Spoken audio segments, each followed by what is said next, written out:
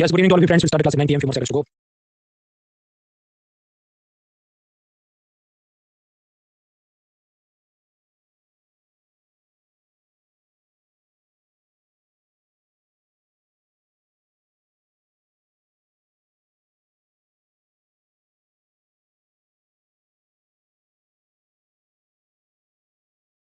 All right, friends. So now at 9 p.m. we start this class. My first question is, can you see me? Can you hear me? देख सकते हैं, सुन सकते हैं, प्रश्न note करें. रूही, परिधि, प्रबल, हर्ष, अमर, खुशबू, भाविका, जानवी, अभिषेक, नजदान से मूव फॉरवर्ड. बॉडी वीडियो में कुछ भी डाउट है तो कंट्रोल या कंट्रोल शिफ्ट प्रेस करें. क्रोम ब्राउजर यूज करो, एडवांस डिसेबल करो, इनकॉग्निटो मोड में लॉगिन करो. मोबाइल से देखने में इंटरनेट की स्पीड सही हो देन वर्क. क्लास में जो भी डाउट है ओपन से लिख दो. क्लास करने के बाद गूगल फॉर्म से पूछ लीजिए, लिंक चैट बॉक्स के अंदर फर्स्ट लिंक है. नहीं तो फिर ये bit.ly है PCB14 उसमें आप जाइएगा और फिर बुधवार को एक साथ में सारे जवाब अपलोड करता हूँ. सोमवार तक जितने सवाल आए थे उसके जवाब मैं अपलोड कर चुका हूँ.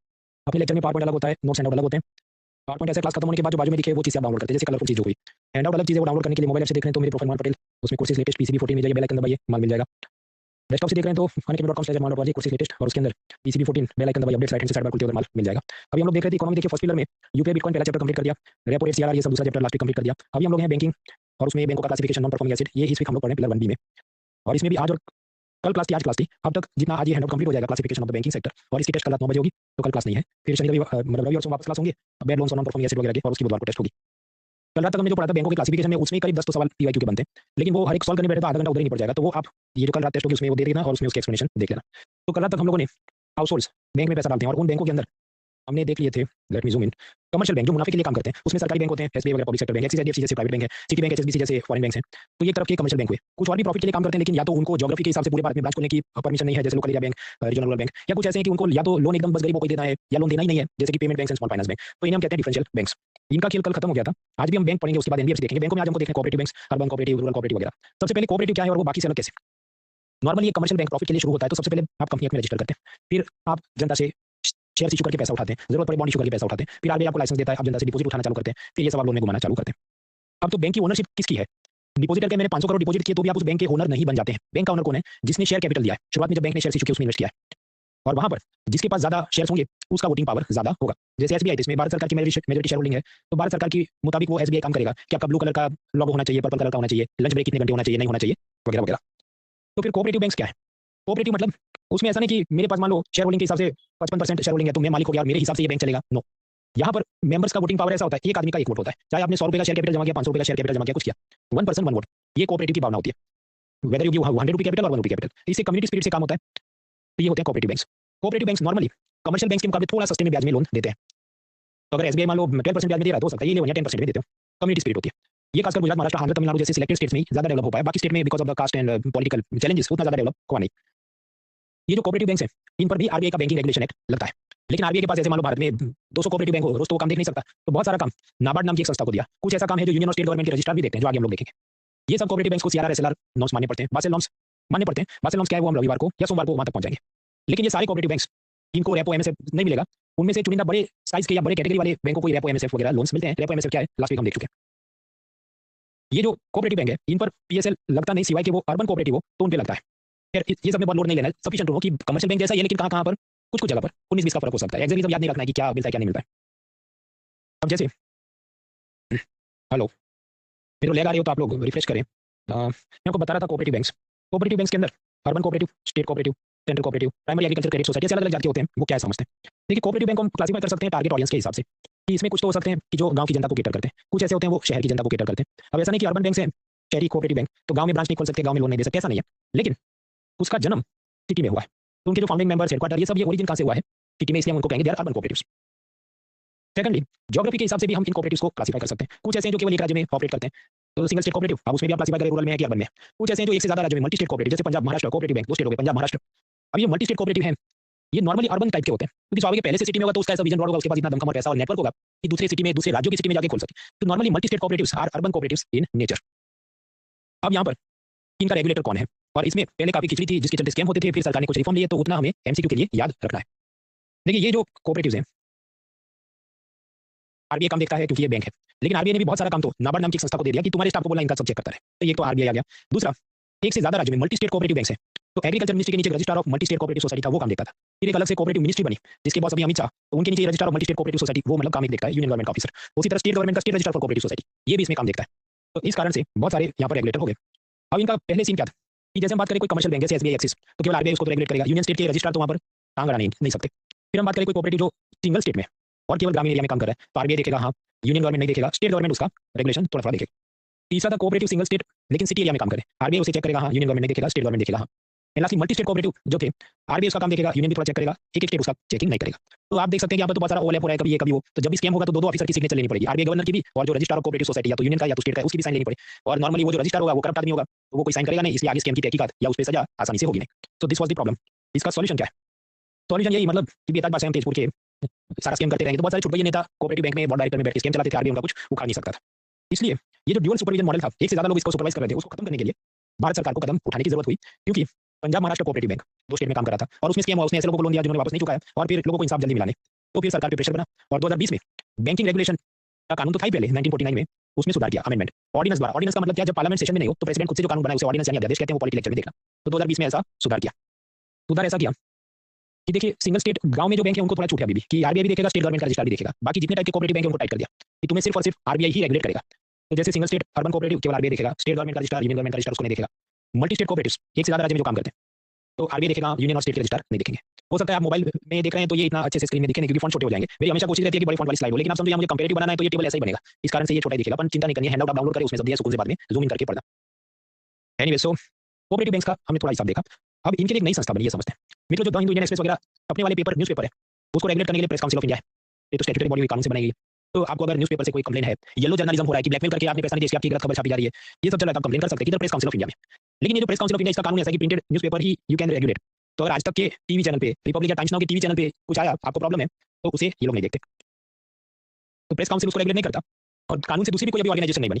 तो फिर बिल्ली ने ये कहा कि देखो मैं खुद ही अपने गले में घंटी लगा देती हूँ ताकि मैं जब जाऊँ तो चूहे अलर्ट हो जाए, और ऐसी सेल्फ रेगुलेटरी बॉडी कि मैं ही जज और मैं ही वकील और मैं ही उसका सब ऐसी बन गई जिसको हम कहते हैं news broadcaster and digital association NBDA. तो इसे आप क्या कहते हैं, सेल्फ रेगुलेटरी ऑर्गेनाइजेशन की क्लास में बच्चे शरारत करें और टीचर को कहे कि देखो हमने अपना मॉनिटर खुद से चुन लिया है। तो ये ना तो सरकारी संस्था है, ना कानून से बनी संस्था, ना ये संविधान में लिखी कॉन्स्टिट्यूशनल बॉडी है। तो ये सेल्फ रेगुलेटरी ऑर्गेनाइजेशन होते हैं ऐसे सेल्फ रेगुलेटरी ऑर्गेनाइजेशन। अब मिनिस्ट्री ऑफ कोऑपरेशन बनी, उसमें एक संस्था है नेशनल कोऑपरेटिव डेवलपमेंट कॉर्पोरेशन, उसके नीचे इन लोगों ने अपनी ऐसी एक संस्था बना दी national urban cooperative finance and development corporation limited, ये एनयूसीएफडीसी, मतलब कितना जबरदस्ती का इतना फॉल फॉर्म बनाया इन्होंने। एनीवेज सफिशिएंट टू नो एक नई संस्था इन्होंने बनाई। अब इसे आरबीआई रेगुलेट तो करेगी ये बोल के कि तुम एक नॉन बैंकिंग फाइनेंशियल कंपनी हो, तुम बैंक नहीं हो, तुम एक एनबीएफसी हो। अब ये जो एनयूसीएफडीसी बनी national urban cooperative finance and development corporation, इसको कहा गया कि तुम सेल्फ रेगुलेटरी ऑर्गेनाइजेशन हो, तो जितनी अर्बन कोऑपरेटिव है उसमें सेल्फ रेगुलेटरी मतलब क्या, लेवल 1 की कंप्लेन है आप सीधा आरबीआई में या नाबार्ड में नहीं जाने पहले इसको कंप्लेन करो, फिर नहीं सॉल्व हो रहा फिर आप मान लीजिए नाबार्ड में जाएंगे, उधर नहीं सॉल्व हो रहा फिर आप आरबीआई में जाए। तो आरबीआई को अपना वर्कलोड और कम करना था, इसलिए उन्होंने इसको कहा तुम अभी क्लास मॉनिटर बन गए, भले कानून से तुमको नहीं बना, you are not statutory body, भले संविधान में नहीं लिखा you are not constitutional body, but we recognise you as the class monitor. तो ये सेल्फ रेगुलेटरी ऑर्गेनाइजेशन है, इसका और भी काम है टेक्नोलॉजिकल डेवलपमेंट करना, इन सब बैंकों को एडवाइस देना वगैरह वगैरह। तो we are done up to cooperative banks. अब इसमें अर्बन कोऑपरेटिव बैंक्स हमने देखा, अभी हम जाते हैं ग्रामीण मतलब रूरल कोऑपरेटिव बैंक्स में। तो देखिए ऑडियंस के हिसाब से अर्बन का थोड़ा बहुत मैंने आपको बताया, अभी हम जाते हैं रूरल कोऑपरेटिव में। Just give me a minute, ये पीछे से बहुत शोर शराबा कर रहे हैं, मैं खिड़की दरवाजे बंद करके आता हूँ।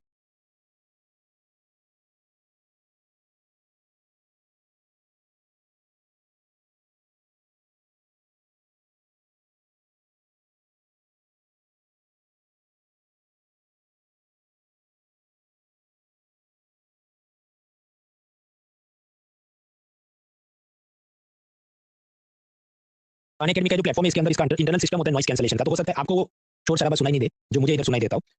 प्रॉब्लम इज आप जानते हैं आजकल मतलब नसीब की बात है आपके पड़ोसी कौन है, कुछ बार ऐसे आ जाते हैं तो शोर शराबा होते रहता है। आईएएस बनने का क्या फायदा है, आपको बड़ा सा बंगला मिलता है, उसके आसपास बहुत बड़ा बगीचा होता है, अब बगीचे के उस पर कोई रहता हो, वो चाहे कितना पति पत्नी झगड़े करे या कुछ करे आपको डिस्टर्बेंस नहीं होगा। तो इसलिए भी आईएएस बनना चाहिए और मुझे उस बात का खेद है, बाकी तो ठीक है क्योंकि आप जाने खुद के पैसों से इतना बड़ा कोई मकान बनाना या खरीदना नामुमकिन है। Anyways I was talking about the rural cooperatives. Rural cooperatives का थोड़ा स्ट्रक्चर हम लोग समझते हैं। देखिए रूरल कोऑपरेटिव्स दो जात के हो सकते हैं, एक जो शॉर्ट टर्म के लिए लोन देते हैं, दूसरा जो लॉन्ग टर्म के लिए लोन देते हैं। अब शॉर्ट टर्म मतलब क्या 3 साल 5 साल 10 साल, लॉन्ग टर्म मतलब क्या 25 साल 50 साल, मुझे नहीं पता, उसमें नहीं दिया, पर हाँ दो जात के होते हैं। अब जो लॉन्ग टर्म वाले हैं हम चलिए ऐसा तुक्का मारते हैं कि वो 25 साल के लोन देते हैं। रूरल कोऑपरेटिव सब topic long term loans suppose 25 years, तो उसमें दो जात के होते हैं, state cooperative agriculture and rural development bank, दूसरे होते हैं लैंड बैंक्स। इनको बहुत लोड नहीं लेना, याद नहीं रखना है, लेकिन ये है क्लासिफिकेशन में, इसलिए मैंने आपको बताया। अब आपको प्रश्न होगा काम क्या करते होंगे, मान लीजिए कि गुजरात में एक एरिया कच्छ, वो सब रेगिस्तान है, डेजर्ट है। अब सरकार या वहाँ के सब गांव वाले जमा होकर ये नक्की करें कि ये सारे रेगिस्तान की रेती हम साफ कर देंगे और उसकी जगह हम लोग मान लीजिए उत्तर प्रदेश में गंगा किनारे से जो एकदम फर्टाइल जमीन है वो सब ट्रक में भर भर के लाएंगे और इधर स्प्रेड करेंगे और इधर खेती करेंगे। ये तो 10-15 साल की तपस्या लगेगी, तो उसके लिए जितना पैसा चाहिए वो ऐसे बैंक देंगे। ये तो मैंने बहुत सिंप्लीफाइड वर्जन आपको बता दिया, पर ऐसे कॉम्प्लेक्स जो लॉन्ग टर्म प्रोजेक्ट चलते हैं जिसको कहा जाता है लैंड रिक्लेमेशन प्रोजेक्ट्स, उसके लिए ये लोग मदद करते हैं। तो need not waste too much time on them. हम हमारा मेन मुद्दा है rural cooperative subtopic short term. और शॉर्ट टर्म मतलब मान लो 3 साल 5 साल की किसानों को नॉर्मल फार्मिंग खेती बाड़ी के लिए जो लोन दे रहे हैं, इसकी एक हायरार्की है, एक पिरामिड है। पिरामिड ऐसा है, लेट मी जूम इन, कि यहाँ पर टॉप में होता है स्टेट कोऑपरेटिव बैंक, उसके नीचे होता है स्टेट कोऑपरेटिव बैंक, उसके नीचे होता है डिस्ट्रिक्ट सेंट्रल कोऑपरेटिव बैंक। उसके नीचे होते हैं प्राइमरी एग्रीकल्चर क्रेडिट सोसाइटी। तो rural cooperative subtopic short term वाले 3 लेवल के, स्टेट का, डिस्ट्रिक्ट का और नीचे गांव-गांव में प्राइमरी एग्रीकल्चर क्रेडिट सोसाइटी। अब आप समझिए जो प्राइमरी एग्रीकल्चर क्रेडिट, तो एक गांव में अभी 10-15 लोग मिलकर एक छोटा सा गल्ले पे बैठते होंगे, तो इनको तो स्वाभाविक है सीआरआर नहीं लगेगा, रेपो नहीं लगेगा, क्योंकि ये इतनी बड़ी साइज के है ही नहीं। तो they are not technically banks, वो तो बैंक भी नहीं है। ये एक एसोसिएशन बना दिया है कि हम आपस में पैसा जमा करेंगे, लोन में देंगे वगैरह, लेकिन क्लासिफिकेशन में ये होते हैं, इसलिए मैंने आपको बताया। Otherwise they are not banks. खैर, तो ये जो प्राइमरी एग्रीकल्चर क्रेडिट सोसाइटी, इसमें मान लो 3 मेंबर हैं, इसने 10 रुपए दिए, इसने 10 रुपए दिए। अब इसमें से लोगों ने 5 रुपए इसको लोन में दे दिए, तो बाकी कितने बचे?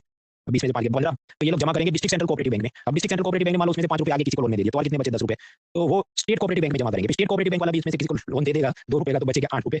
वो 8 रुपए किधर जाएंगे? वो फिर स्टेट गवर्नमेंट को लोन चाहिए, उसके जो गवर्नमेंट सिक्योरिटी स्टेट गवर्नमेंट की होती है, उसमें ये लोग इन्वेस्ट करेंगे, तो इनका एसएलआर कोटा कंप्लीट होगा। एसएलआर क्या था लास्ट वीक हमने देखा, वगैरह वगैरह चलते रहता है। अब ये तो मैंने आपको बताया कि सरप्लस डिपॉजिट ऊपर जाएंगी, ये सब काल्पनिक बातें, आइडियलिज्म की बातें हैं, क्योंकि नीचे गरीब लोग के पास इतना पैसा होगा ताकि ऊपर जाएगा। तो असल में समझिए, ये तो थियरी की बात है कि नीचे से पैसा ऊपर जाएगा, असल में ऐसा होता नहीं, because rural people do not have that much money. उल्टा टॉप से पैसा बॉटम में आएगा। कि जो स्टेट कोऑपरेटिव बैंक है, तो नाबार्ड नाम की संस्था इनको लोन में पैसा देगी, ये लोग फिर डिस्ट्रिक्ट वाले को पैसा देंगे, डिस्ट्रिक्ट वाले फिर प्राइमरी एग्रीकल्चर क्रेडिट सोसाइटी को पैसा देंगे। तो इस प्रकार से मनी फ्लो टॉप से बॉटम होता है। ये सभी बैंकों में कॉमन प्रॉब्लम क्या होते हैं? फ्रॉड होते हैं, कास्टिज्म, पॉलिटिसाइजेशन। कास्टिज्म कैसे? क्योंकि आप समझो, मैंने आपको बोला ना, 1 पर्सन 1 वोट करके ये सब बैंक बने हैं। तो किसी विलेज में कोई एक खास कास्ट का डोमिनेशन है, तो उसी का दबदबा चलेगा, लोन भी उसी के लोगों के पास होंगे, वो वापस भी नहीं करेंगे तो भी कोई पूछने वाला नहीं होगा, वगैरह वगैरह स्कैम चलते हैं, और loan recovery. And so that is cooperative banks. अब यहाँ पर नाबार्ड नाम की एक संस्था, जो अभी थोड़ी देर में हम समझते हैं, नाबार्ड का काम क्या है? ऑल इंडिया फाइनेंशियल इंस्टीट्यूशंस में एग्जिस्ट नाबार्ड, तो नाबार्ड वो 2 काम करता है। एक वो कोऑपरेटिव बैंक को रेगुलेट करता है, और दूसरा वो यहाँ पर रीजनल रूरल बैंक्स, इन दोनों को रेगुलेट करता है। अल्टीमेटली तो आरबीआई ही नाबार्ड को और बाकी इन सभी बैंकों को भी रेगुलेट करता है, but RBI is very busy with bigger things. तो आरबीआई ने काम डेलीगेट कर दिया है कि नाबार्ड तुम नीचे देख लेना, फिर मुझे रिपोर्ट भेज देना। अब इसमें नए अपडेट्स क्या है? तो ये सभी बैंकों को रेगुलेट करने के जो अलग अलग कानून है, बैंकिंग रेगुलेशन एक्ट है, एसबीआई वगैरह का राष्ट्रीयकरण हुआ तो उसका नेशनलाइजेशन का अलग कानून है। ये कोऑपरेटिव बैंक के अपने अलग थोड़े कानून कुछ हो सकते हैं, रीजनल रूरल बैंक के अलग कानून हो सकते हैं। तो इन सभी को अमेंड करते हुए, सुधार करते हुए 2024 में एक बिल आया जो अभी पास नहीं हुआ। इसे लोड नहीं लेना, मैं आपको 3-4 मुद्दे बता देता हूँ, जब वो पास हो जाएगा तो फिर से देख लेंगे। और उसके भी जितने द हिंदू में कॉलम है, तो बात चिंता नहीं करनी है। बात ऐसी है कि आप जब भी बैंक में खाता खोलते हैं, तो बैंकर कहेगा तुम मर गए तो किसको पैसा देना है? नॉमिनी का नाम लिखवाओ। अब नॉर्मली वो 1 से 2 नॉमिनी का नाम लिखवा देते। अभी अकाउंट होल्डर की इच्छा हो तो वो 4 नॉमिनी का नाम लिखा सकता है कि बच्चन का, जय बच्चन का भी लिखो, ऐश्वर्या का भी लिखो, अभिषेक का भी लिखो और आराध्या का भी लिखो। So account holder can have up to 4 nominees. आपके तो पैसा कैसे मिलेगा? बच्चन तय करेंगे 50% इनको देना, इतना इनको देना। ये एक बात हुई। सेकंड, कोऑपरेटिव बैंकों में एक आदमी उसके बोर्ड ऑफ डायरेक्टर में 8 साल से ज्यादा नहीं रह सकता कंटिन्यूअसली, वरना क्या वही सब करप्शन और स्कैम करते रहेगा। तो ये तो आज अब इन्होंने लिबरल कर दिया, नहीं 10 साल तक भी बैठना हो एक ही जगह नाक की तरह बैठे रहो और सब वहां से चूसते रहो पैसा, यू कैन डू दैट। तो लिबरल कर दिया। अब इसके 2 कारण हो सकते हैं। पहला कि बोर्ड ऑफ डायरेक्टर में बिठाने लायक ढंग के लोग इनको मिलते नहीं, इसलिए जो है उसी को चलाते रहो। फॉर एग्जांपल, गुजरात में टीचर्स की रिक्रूटमेंट नहीं करते, वो जो रिटायर हो गया उसको वापस बुला, तुम ही पढ़ा दो, नए वाले तो that could be one reason. या सेकंड कि क्योंकि पॉलिटिकल कंपल्जन हो, ऐसे उनके मान लीजिए 5-6 राज्य में ऐसे छुटभैया नेता हो कि नहीं हमें तो इसी में टिके रहना है, आप कानून चेंज करा दीजिए, मे बी आइदर वे थोड़ा लिबरल किया गया है। सेकंड, पहले ये था एक व्यक्ति एक पद, मतलब एक पर्सन कोई एक कोऑपरेटिव बैंक में अगर डायरेक्टर है तो वो दूसरी कोऑपरेटिव बैंक के बोर्ड ऑफ डायरेक्टर में नहीं बैठ सकता। एक आदमी एक ही बैंक का बोर्ड ऑफ डायरेक्टर बन सकता है कोऑपरेटिव बैंक में। अब इसको भी थोड़ा लिबरल कर दिया ताकि जो ऐसे 2-4 लोग होंगे छुटभैया नेता जिनको असल में तकलीफ हो रही होगी, उनको सब मजा आ जाए। लास्टली, हर एक जो बैंक है उसने अपने अकाउंट्स का ऑडिट करवाना होता है, और फिर ऑडिट करके लेखा परीक्षण करके आगे कंपनी रजिस्ट्रार को, आरबीआई को सबको भेजना होता है। तो स्वाभाविक ऐसे ऑडिटर होते हैं वो, मतलब क्या चार्टर्ड अकाउंटेंट और बाकी कोर्स किया हो, वो प्राइवेट कंसल्टेंट टाइप का वो होता है व्यक्ति। तो बैंकर उसको पैसा देगा, ऑडिट का मान लो 10,000 रुपए, तो कितना दे सकता है? 10 दे सकता है, 20 दे सकता है। पहले आरबीआई और सरकार तय करते थे, अभी बैंकर्स को छूट दी कि नहीं आपको ज्यादा देना हो तो आप दे सकते हो, हमारे रूल्स रेगुलेशन बहुत मानने की जरूरत है। तो दैट इज बैंकिंग अमेंडमेंट। हालांकि ये बिल अभी पास नहीं हुआ, पास हुए तब तक हो सकता है इसमें थोड़े चेंजेस और हो जाए, तो तब देख लेंगे। आपके पास ये भी तो टेक्निकल जैसा लगता है, इसको नहीं भी पढ़ाते तो चल जाता, आई एग्री विथ यू, लेकिन मुझे ये जबरदस्ती पढ़ाना पड़ रहा है। उसका कारण ये कि मैंने अभी आपको बताया, जो आरबीआई रेगुलेट करेगा और यूनियन स्टेट के रजिस्ट्रार का रेगुलेशन कम कर दिया था, ऐसा जो कानून बना था, इसमें से एक बार यूपीएससी ने प्रश्न पूछ लिया। तो जब मतलब 20 में हुआ तो 20 से लेकर 24 के बीच कभी पूछ लिया है। वैसे नए बैंकिंग बिल्स के जब प्रश्न वो पूछा है, तो जस्ट टू बी सेफ मैंने आपको पढ़ा दिया, वरना मुझे इतना तो काम का लगता नहीं। लेकिन बहुत शॉर्टकट लेके ये भी छोड़ देंगे, वो भी छोड़ देंगे, तो फिर तकलीफ हो जाएगी। Anyway, so that was the banking amendment bill. अब आगे बढ़ते हैं। बैंक्स का काम खत्म हुआ, अभी हम चलते हैं नॉन बैंक्स की तरफ। इसमें समझते हैं डेवलपमेंट फाइनेंस इंस्टीट्यूशंस क्या, ऑल इंडिया फाइनेंशियल इंस्टीट्यूशंस क्या, थोड़ा पढ़ते हैं फिर ब्रेक लेते हैं। आप जानते हैं ये बैंकों का नेशनलाइजेशन हुआ, पहली बार कब हुआ मुझे याद है 69 में हुआ, दूसरी बार उसके बाद होता है कुछ वर्षों बाद। तो अब जो बैंकों को प्राइवेट बैंक है वो सरकारी हो गए, तो सरकारी बैंक हो गए तो सरकारी लोग बोर्ड ऑफ डायरेक्टर में होंगे, और वो सब पॉलिसी क्या बनाएंगे? इंडियन आइडल योजना कर देंगे कि गरीब आए तो उसका लोन पास करना है, अमीरों को लोन मत दो, वो हमारी प्रायोरिटी नहीं है। तो अगर रतन टाटा ये करें मुझे 500 करोड़ चाहिए, लोन दे दो, पावर प्लांट बनाना है, नया शिपिंग पोर्ट बनाना है, तो ये हो नहीं पाएगा। आपके तो रतन टाटा बैंक में ना जाए, सरकारी बैंक वाले गरीबों को लोन दे, रतन टाटा शेयर बाजार में जाके अपने शेयर बॉन्ड इशू कर ले, जनता उनको इन्वेस्टमेंट में पैसा दे दे। भाई हम बात करें 70s 80s की, तो शेयर मार्केट इतना डेवलप नहीं था, उसमें इतने इन्वेस्टर भी नहीं थे कि रतन टाटा 500 करोड़ का अगर बॉन्ड भी इशू करे 5 करोड़ भी बिकेगा नहीं। तो क्या किया जाए? वेन कैपिटल मार्केट मतलब share bond market was under developed, तो फिर सरकार ने सोचा तीसरे जात की कुछ संस्थाएं बना देते हैं जो केवल बड़े बड़े प्रोजेक्ट में लोन देगी। तो ऐसा बनता है industrial finance corporation of India, industrial credit and investment corporation of India, मतलब जो आईसीआईसीआई है, ये 55 में पहले अलग जात का काम करता था, बड़े बड़े प्रोजेक्ट को लोन देता था। आगे चल के 90s में ये फिर नॉर्मल टाइप का बैंक बन जाएगा। शुरू में जब आईसीआईसीआई बना तो government of India, world bank वगैरह ने पैसा देके इसको बनाया था। आज की तारीख में हालांकि प्राइवेट सेक्टर बैंक है। फिर एक आईडीबीआई बना। अब इनके सबके वर्ष और नाम और फुल फॉर्म का लोड नहीं लेना है आईएएस एग्जाम में, लेकिन ये बाकी जितनी एग्जाम हो, खासकर बैंकों की खुद, उसमें भी NABARD, SIDBI, RBI officer exam, तो ये सब जनरल नॉलेज पता है, फुल फॉर्म क्या है, कब उसका फाउंडेशन हुआ था, वगैरह वगैरह, क्या उसकी शेयर होल्डिंग पैटर्न है, वो मैंने नहीं पढ़ाई, वो नेट पे आपको देखनी पड़ेगी। खैर, तो आजादी के तुरंत बाद अगर मुझे आपको क्लासिफिकेशन पढ़ाना होता फाइनेंशियल इंटरमीडिएट्स का, तो उसमें 3 कैटेगरी थी। एक थे बैंक, दूसरे थे एनबीएफसी मतलब ये एलआईसी वगैरह संस्थाएं, शेयर मार्केट, म्यूचुअल फंड वगैरह, और तीसरे थे डीएफआई, डेवलपमेंट फाइनेंस इंस्टीट्यूशन। इनका जैसे एग्जांपल आईसीआईसीआई, आईडीबीआई, आईएफसीआई, इनका क्या काम था? बड़े बड़े प्रोजेक्ट में लोन देना, एक एक आदमी को लोन नहीं देना, बड़े power plant, thermal plant, shipping ports, ये सब फाइनेंस करते थे। उसके बाद 90s में नरसिम्हम कमेटी बनी। नरसिम्हम कमेटी ने ये बोला कि 3 कैटेगरी वाला क्लासिफिकेशन नहीं चाहिए, इसमें रेगुलेशन में बहुत प्रॉब्लम्स आ सकती है, सिर्फ 2 जात की संस्था होनी चाहिए, या तो बैंक होना चाहिए, नहीं तो एनबीएफसी होना चाहिए। तो ये जो तीसरी कैटेगरी के थे, इनको बोला कि तुम नक्की करो, या तो तुम बैंक बन जाओ, नहीं तो तुम एनबीएफसी बन जाओ। आईसीआईसीआई और आईडीबीआई ने कहा हमको बैंक बनना मंजूर है, आईएफसीआई ने कहा नहीं मुझे तो एनबीएफसी बन जाना है। तो now only 2 type of entities, bank या एनबीएफसी। अब आगे बढ़ते हैं। आईफाई क्या, ऑल इंडिया फाइनेंशियल इंस्टीट्यूशंस। तो वो ऐसा बनेगा कि बैंक है, इस तरफ नॉन बैंक है, और नॉन बैंक के अंदर हम देख रहे हैं आईफाई। आईफाई मतलब जैसे नाबार्ड, सिडबी, ये सब संस्था है, काम तो वो ऐसा ही कर रहे हैं डेवलपमेंट फाइनेंस इंस्टीट्यूट वाला, कि बड़े बड़े प्रोजेक्ट में लोन देंगे। ये सामान्य कमर्शियल बैंक जैसे एसबीआई, एक्सिस वगैरह से डिफरेंट कैसे है? पहला एसबीआई एक्सिस जनता से डिपॉजिट लेते हैं, नाबार्ड सिडबी जनता से डिपॉजिट नहीं लेंगे। इन पर CRR, SLR, private sector lending norms लगते हैं नॉर्मल बैंकों पे, नाबार्ड सिडबी वगैरह पे नहीं लगेंगे। बासेल नॉर्म्स लगते हैं दोनों पर। यस, बासेल नॉर्म क्या है ये हम लोग मंडे देखते हैं। खैर, तो ये जो नाबार्ड है, एक एग्जांपल से समझते हैं। मैंने आपको बताया कि ये जनता से डिपॉजिट नहीं ले सकते क्योंकि नॉर्मल बैंक नहीं है। तो ये पैसा लाएंगे कहां से? मार्केट में अपने शेयर बॉन्ड इशू कर सकते हैं, world bank, Asian development bank, ऐसी मल्टीलेटरल डेवलपमेंट बैंक से लोन में पैसा उठा सकते हैं। फिर ये सारा पैसा वो लोन में कैसे देंगे? वो जाके एक्सिस बैंक को लोन दे सकते हैं, श्रीराम माइक्रो फाइनेंस, कोई रीजनल रूरल बैंक, कोई कोऑपरेटिव बैंक, उनको वो पैसा लोन में देंगे। फिर वो लोग जाके नीचे गरीब लोगों को, किसानों को लोन में पैसा देंगे। तो नाबार्ड समझो सीधा किसान को लोन नहीं दे रहा है, ऐसा इनडायरेक्टली घूम के पैसा दे रहा है। तो NABARD is not giving direct loan, NABARD is giving indirect loan. पहले बैंकों को देगा, दूसरी एनबीएफसी कंपनी को देगा, वो जाके फिर गरीबों को लोन देते हैं। ये नाबार्ड का पता है ऐसे काम SIDBI, Exim, national Housing bank वगैरह का होता है। क्रोनोलॉजी समझते हैं। सबसे पहले बनी एक्सिम, फुल फॉर्म याद रखना है, export import bank of India 82 में। हाँ, तो इंपोर्ट एक्सपोर्ट का काम करने वाले लोगों को ये हेल्प करता है। इसका मालिक कौन है? तो सारी शेयर होल्डिंग भारत सरकार के हाथ में है। फिर दूसरी बनी नाबार्ड। नाबार्ड का फुल फॉर्म याद रखना है, इकोनॉमी में समझे सारे फुल फॉर्म याद नहीं रखने, लेकिन नाबार्ड का याद रखना है, कुछ बार वो पूछते हैं। National Bank for agriculture and rural development. अभी जो नाबार्ड है, इसकी मालिकी कैसी थी? पहले 99% गवर्नमेंट की ओनरशिप थी, 1% शेयर आरबीआई के पास थे। फिर सरकार ने वो आरबीआई वाले शेयर अपने हाथ में ले लिए, तभी 100% ownership of NABARD is in the hands of Bharat सरकार। अगर कोई bank priority sector lending norms के टारगेट नहीं मानती, पीएसएल क्या था हमने लास्ट वीक देखा था कि लोन का 40% गरीबों को, किसानों को, सबको देना है। जो बैंक ये बातें नहीं मानेंगी तो पीएसएल शॉर्टफॉल का कुछ पैसा आरबीआई नाबार्ड को देगा। नाबार्ड एक फंड में रखता है, उस फंड का नाम है rural infrastructure development fund, rural infrastructure development fund. फिर उसमें से गरीबों को, किसानों को, सबको लोन जाता है। इसके अलावा रीजनल रूरल बैंक और कोऑपरेटिव बैंक्स को भी नाबार्ड रेगुलेट करता है। तो this NABARD also regulates the cooperative banks as well as regional rural banks. दूसरी ऐसी संस्था है National Housing Bank. National Housing Bank का हिसाब ऐसा है कि अभी 100% उसकी ओनरशिप भारत सरकार के पास है। नेशनल हाउसिंग बैंक वाला फिर डीएचएफएल और ऐसी संस्थाओं को लोन में पैसा देगा, जो आगे चल के लोगों को होम लोन में पैसा देंगे। तो अब रेगुलेशन, आरबीआई होम लोन देने वाली ऐसी एनबीएफसी को रेगुलेट करता है, जैसे डीएचएफएल, और उसके अलावा नॉर्मल बैंक्स को आरबीआई रेगुलेट करता है। हाँ, वो भी करता है। पहले ये था कि नेशनल हाउसिंग बैंक के पास इनका रेगुलेशन करने का पावर था, लेकिन वो सब खत्म हो गया। अब इसको बोला तुम सिर्फ अपना काम करो, रेगुलेशन आरबीआई खुद से देख लेगा। तो हमने देखा Exim, NABARD, national Housing bank. चौथा बना सिडबी, इसका भी फुल फॉर्म याद रखना है, small industries development bank of India. इसके अंदर एक इसका शेयर होल्डर नहीं है, बहुत सारे लोगों के पास थोड़ी थोड़ी शेयर होल्डिंग है। आईडीबीआई, एसबीआई, एलआईसी और ऐसी और भी सरकारी बैंक, इंश्योरेंस कंपनियों के पास थोड़ा थोड़ा शेयर होल्डिंग है। और ये क्या स्मॉल इंडस्ट्रियों को, छोटे उद्योगों को लोन में पैसा देने में मदद करता है।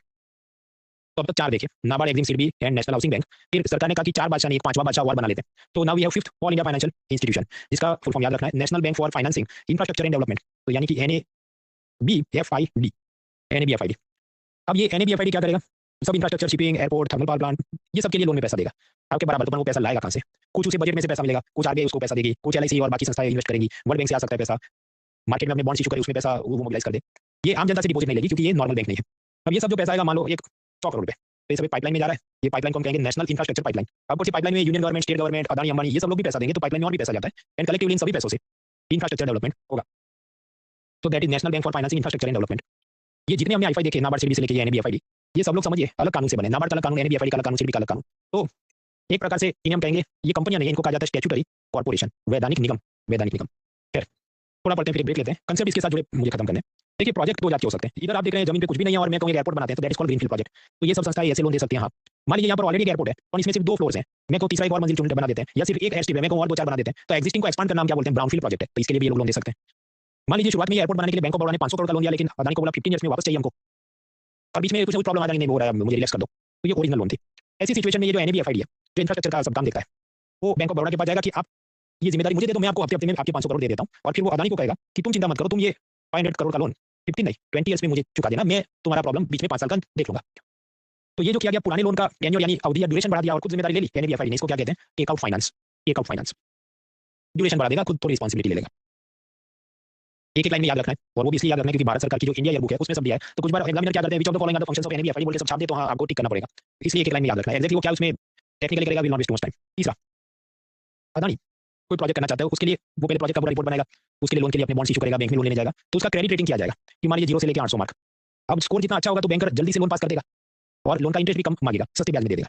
तो मान लीजिए अदानी के प्रोजेक्ट का स्कोर है 800, तो एनएबीएफआईडी कहेगा देखो अदानी का प्रोजेक्ट है, अगर वो फेल गया तो बैंक के लॉस की भरपाई, रीपेमेंट की गारंटी मैं एनएबीएफआईडी देता हूँ। तो समझो अब इसका स्कोर और इंप्रूव हो जाएगा कि 800 में 850 की भाई ये तो और सेफ है, ज्यादा सेफ हो गया।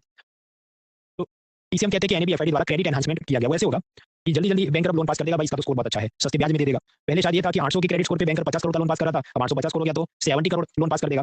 तो एनएबीएफआईडी की मदद से क्या हुआ, ज्यादा लोन मिला, जिसे हम क्या कहते हैं क्रेडिट एनहांसमेंट। क्रेडिट एनहांसमेंट क्योंकि वो बड़ा भाई बन के रिस्पॉन्सिबिलिटी लेगा, इसलिए बैंकर वाला को पहले से ज्यादा लोन देने को तैयार है। Credit enhancement.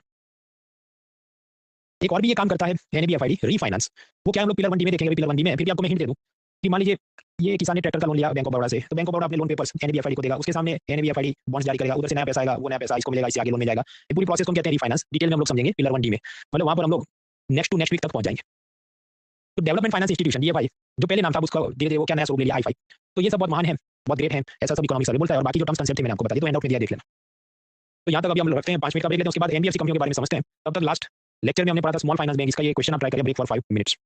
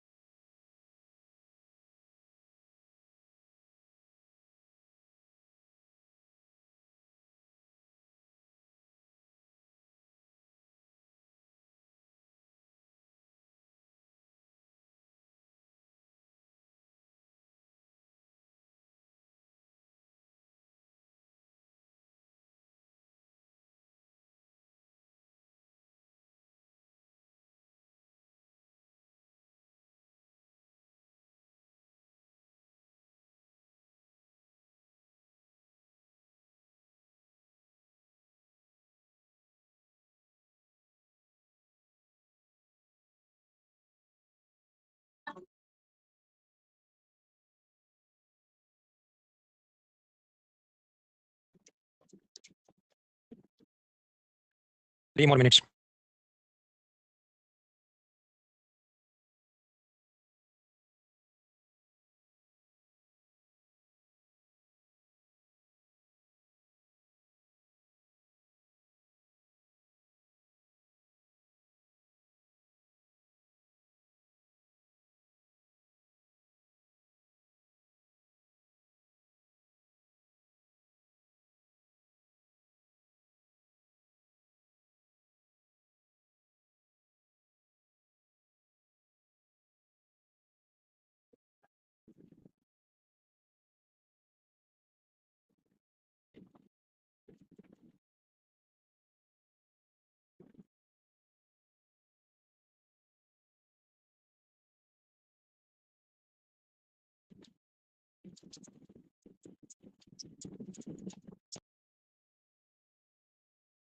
One more minute.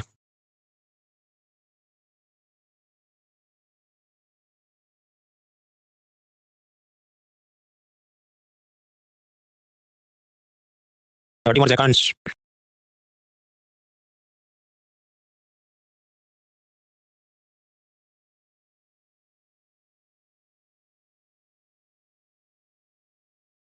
हाँ तो मित्रों, ये स्मॉल फाइनेंस बैंक जिनके बारे में हमने कल रात पढ़ा था, उसका क्या ऑब्जेक्टिव है। Voting line time starts in 3 2 1 start. S Kumar, Sushrut, Krishna, Padmanabh, Sonu, Kunwar, Gaurav, Faizan, Priya, Maria, Himanshu, Ananya, Sakshi, Neha, Abhishek, Ankita, Munja, Isha, Khan, Tanvi, Brij, Tausif, Sunny, Saraswati, Srishti, Rohit, doctor M, Hamza, Darshan, Mukta, Anand, Mohammed, Aastha, Sohan, Ram, Falak, Vishal, साक्षी, प्रियांशु, अभिषेक, यश, नेहा, रोशन, खुशबू, शुभम, शान, दस करेक्ट आंसर्स। देखिए स्मॉल फाइनेंस बैंक है तो स्मॉल बिजनेस यूनिट को और छोटे किसानों को लोन देगा, बराबर है। तो आंसर कैन बी आइदर ए और answer can be either D, क्योंकि 1 और 2 तो कॉमन हो गए। तो इट बॉइल्स डाउन कि थर्ड स्टेटमेंट करेक्ट है कि नहीं। अब आप सोचिए थर्ड स्टेटमेंट क्या बोला है कि यंग एंटरप्रेन्योर, जैसे वो सचिन और बिन्नी बंसल जिन्होंने फ्लिपकार्ट शुरू किया, कि तुम फ्लिपकार्ट मत शुरू करो। जैसा स्वदेश फिल्म में शाहरुख खान नासा का साइंटिस्ट का नौकरी छोड़ के गांव में आ गया था कि मेरे को इधर नहर खोदनी है और पानी बेचना है, ऐसा तुम करो और उसके लिए हम तुमको सस्ता लोन देंगे। क्या ऐसा कोई ऑफरिंग स्मॉल फाइनेंस बैंक का है? हमने तो नहीं पढ़ा, आपके तुमने पढ़ा नहीं होगा, असल में होगा भाई, असल में भी है नहीं। So there is no such thing कि जहां पर small finance bank as specific, मतलब जो यंग है उसको मैं सस्ता लोन दूंगा, और गांव में आ रहा स्टार्टअप वाला तो मैं उसको और सस्ता लोन दूंगा। ऐसा कोई स्पेशल टाइप का लोन, स्पेशल टाइप का एलोकेशन, कोई स्पेशल सब्सिडी ना इनकी है ना किसी और इस टाइप की बैंक की है। तो ये सब बीरबल खिचड़ी की बात है कि वो शाहरुख खान का दिला जाए और स्वदेश फिल्म का करे तो ऐसे भी वाला उसको लोन दे सकता है, but that is not the primary objective. जब ये क्वेश्चन असल एग्जाम में आया तो फिर तलवारें खिंच गई। After the exam was over, नहीं इसका जवाब ये होना चाहिए, कुछ बोलेंगे ये लोग तीसरा काम भी करेंगे। अल्टीमेटली 1 साल के बाद जब ऑफिशियल आंसर किया तो पता चला answer was a 1 and 2 only. तो ये याद रखना है। इसमें जब पूछा तब भी मेरा जवाब करेक्ट ही था, जब 2017 में पूछा कि आंसर 1 एंड 2 होना चाहिए, डी नहीं होना चाहिए। कुछ जगह ऐसा हुआ है कि मुझे कुछ और लगा, यूपीएससी का जवाब अलग गया, तो मैं कबूल भी कर लेता हूं, बट यहाँ पर ऐसा नहीं हुआ था, क्योंकि सीधी सी बात है थर्ड जो चीज़ है वो बहुत ज़्यादा उसने स्पेसिफिक पॉइंटेड बना दी है, जो असल में इतना वो पॉइंटेड स्पेसिफिक काम करता नहीं है। तो इट इज रॉन्ग। एनीवेज 50% लोगों का करेक्ट पॉइंट को बताया, जिनका गलत हुआ उनको दिल छोटा नहीं करना है। This is an opportunity. आपको पता चला जो यूपीएससी का एग्जामिनर है वो जब उसको रॉन्ग स्टेटमेंट बनाना है, ऐसा कुछ चलता है, ऐसा पॉइंटेड स्पेसिफिक हो, तो अगर पक्का नहीं पता तो हो सकता है वो उसका ऑब्जेक्टिव ना भी हो, वगैरह वगैरह। फिर ऐसे और पूरे कोर्स में 1500 एमसीक्यू हम लोग अलग अलग मॉक टेस्ट में आते हैं, पूरे करिए तब आपको थोड़ी और इस पे ग्रिप आएगी।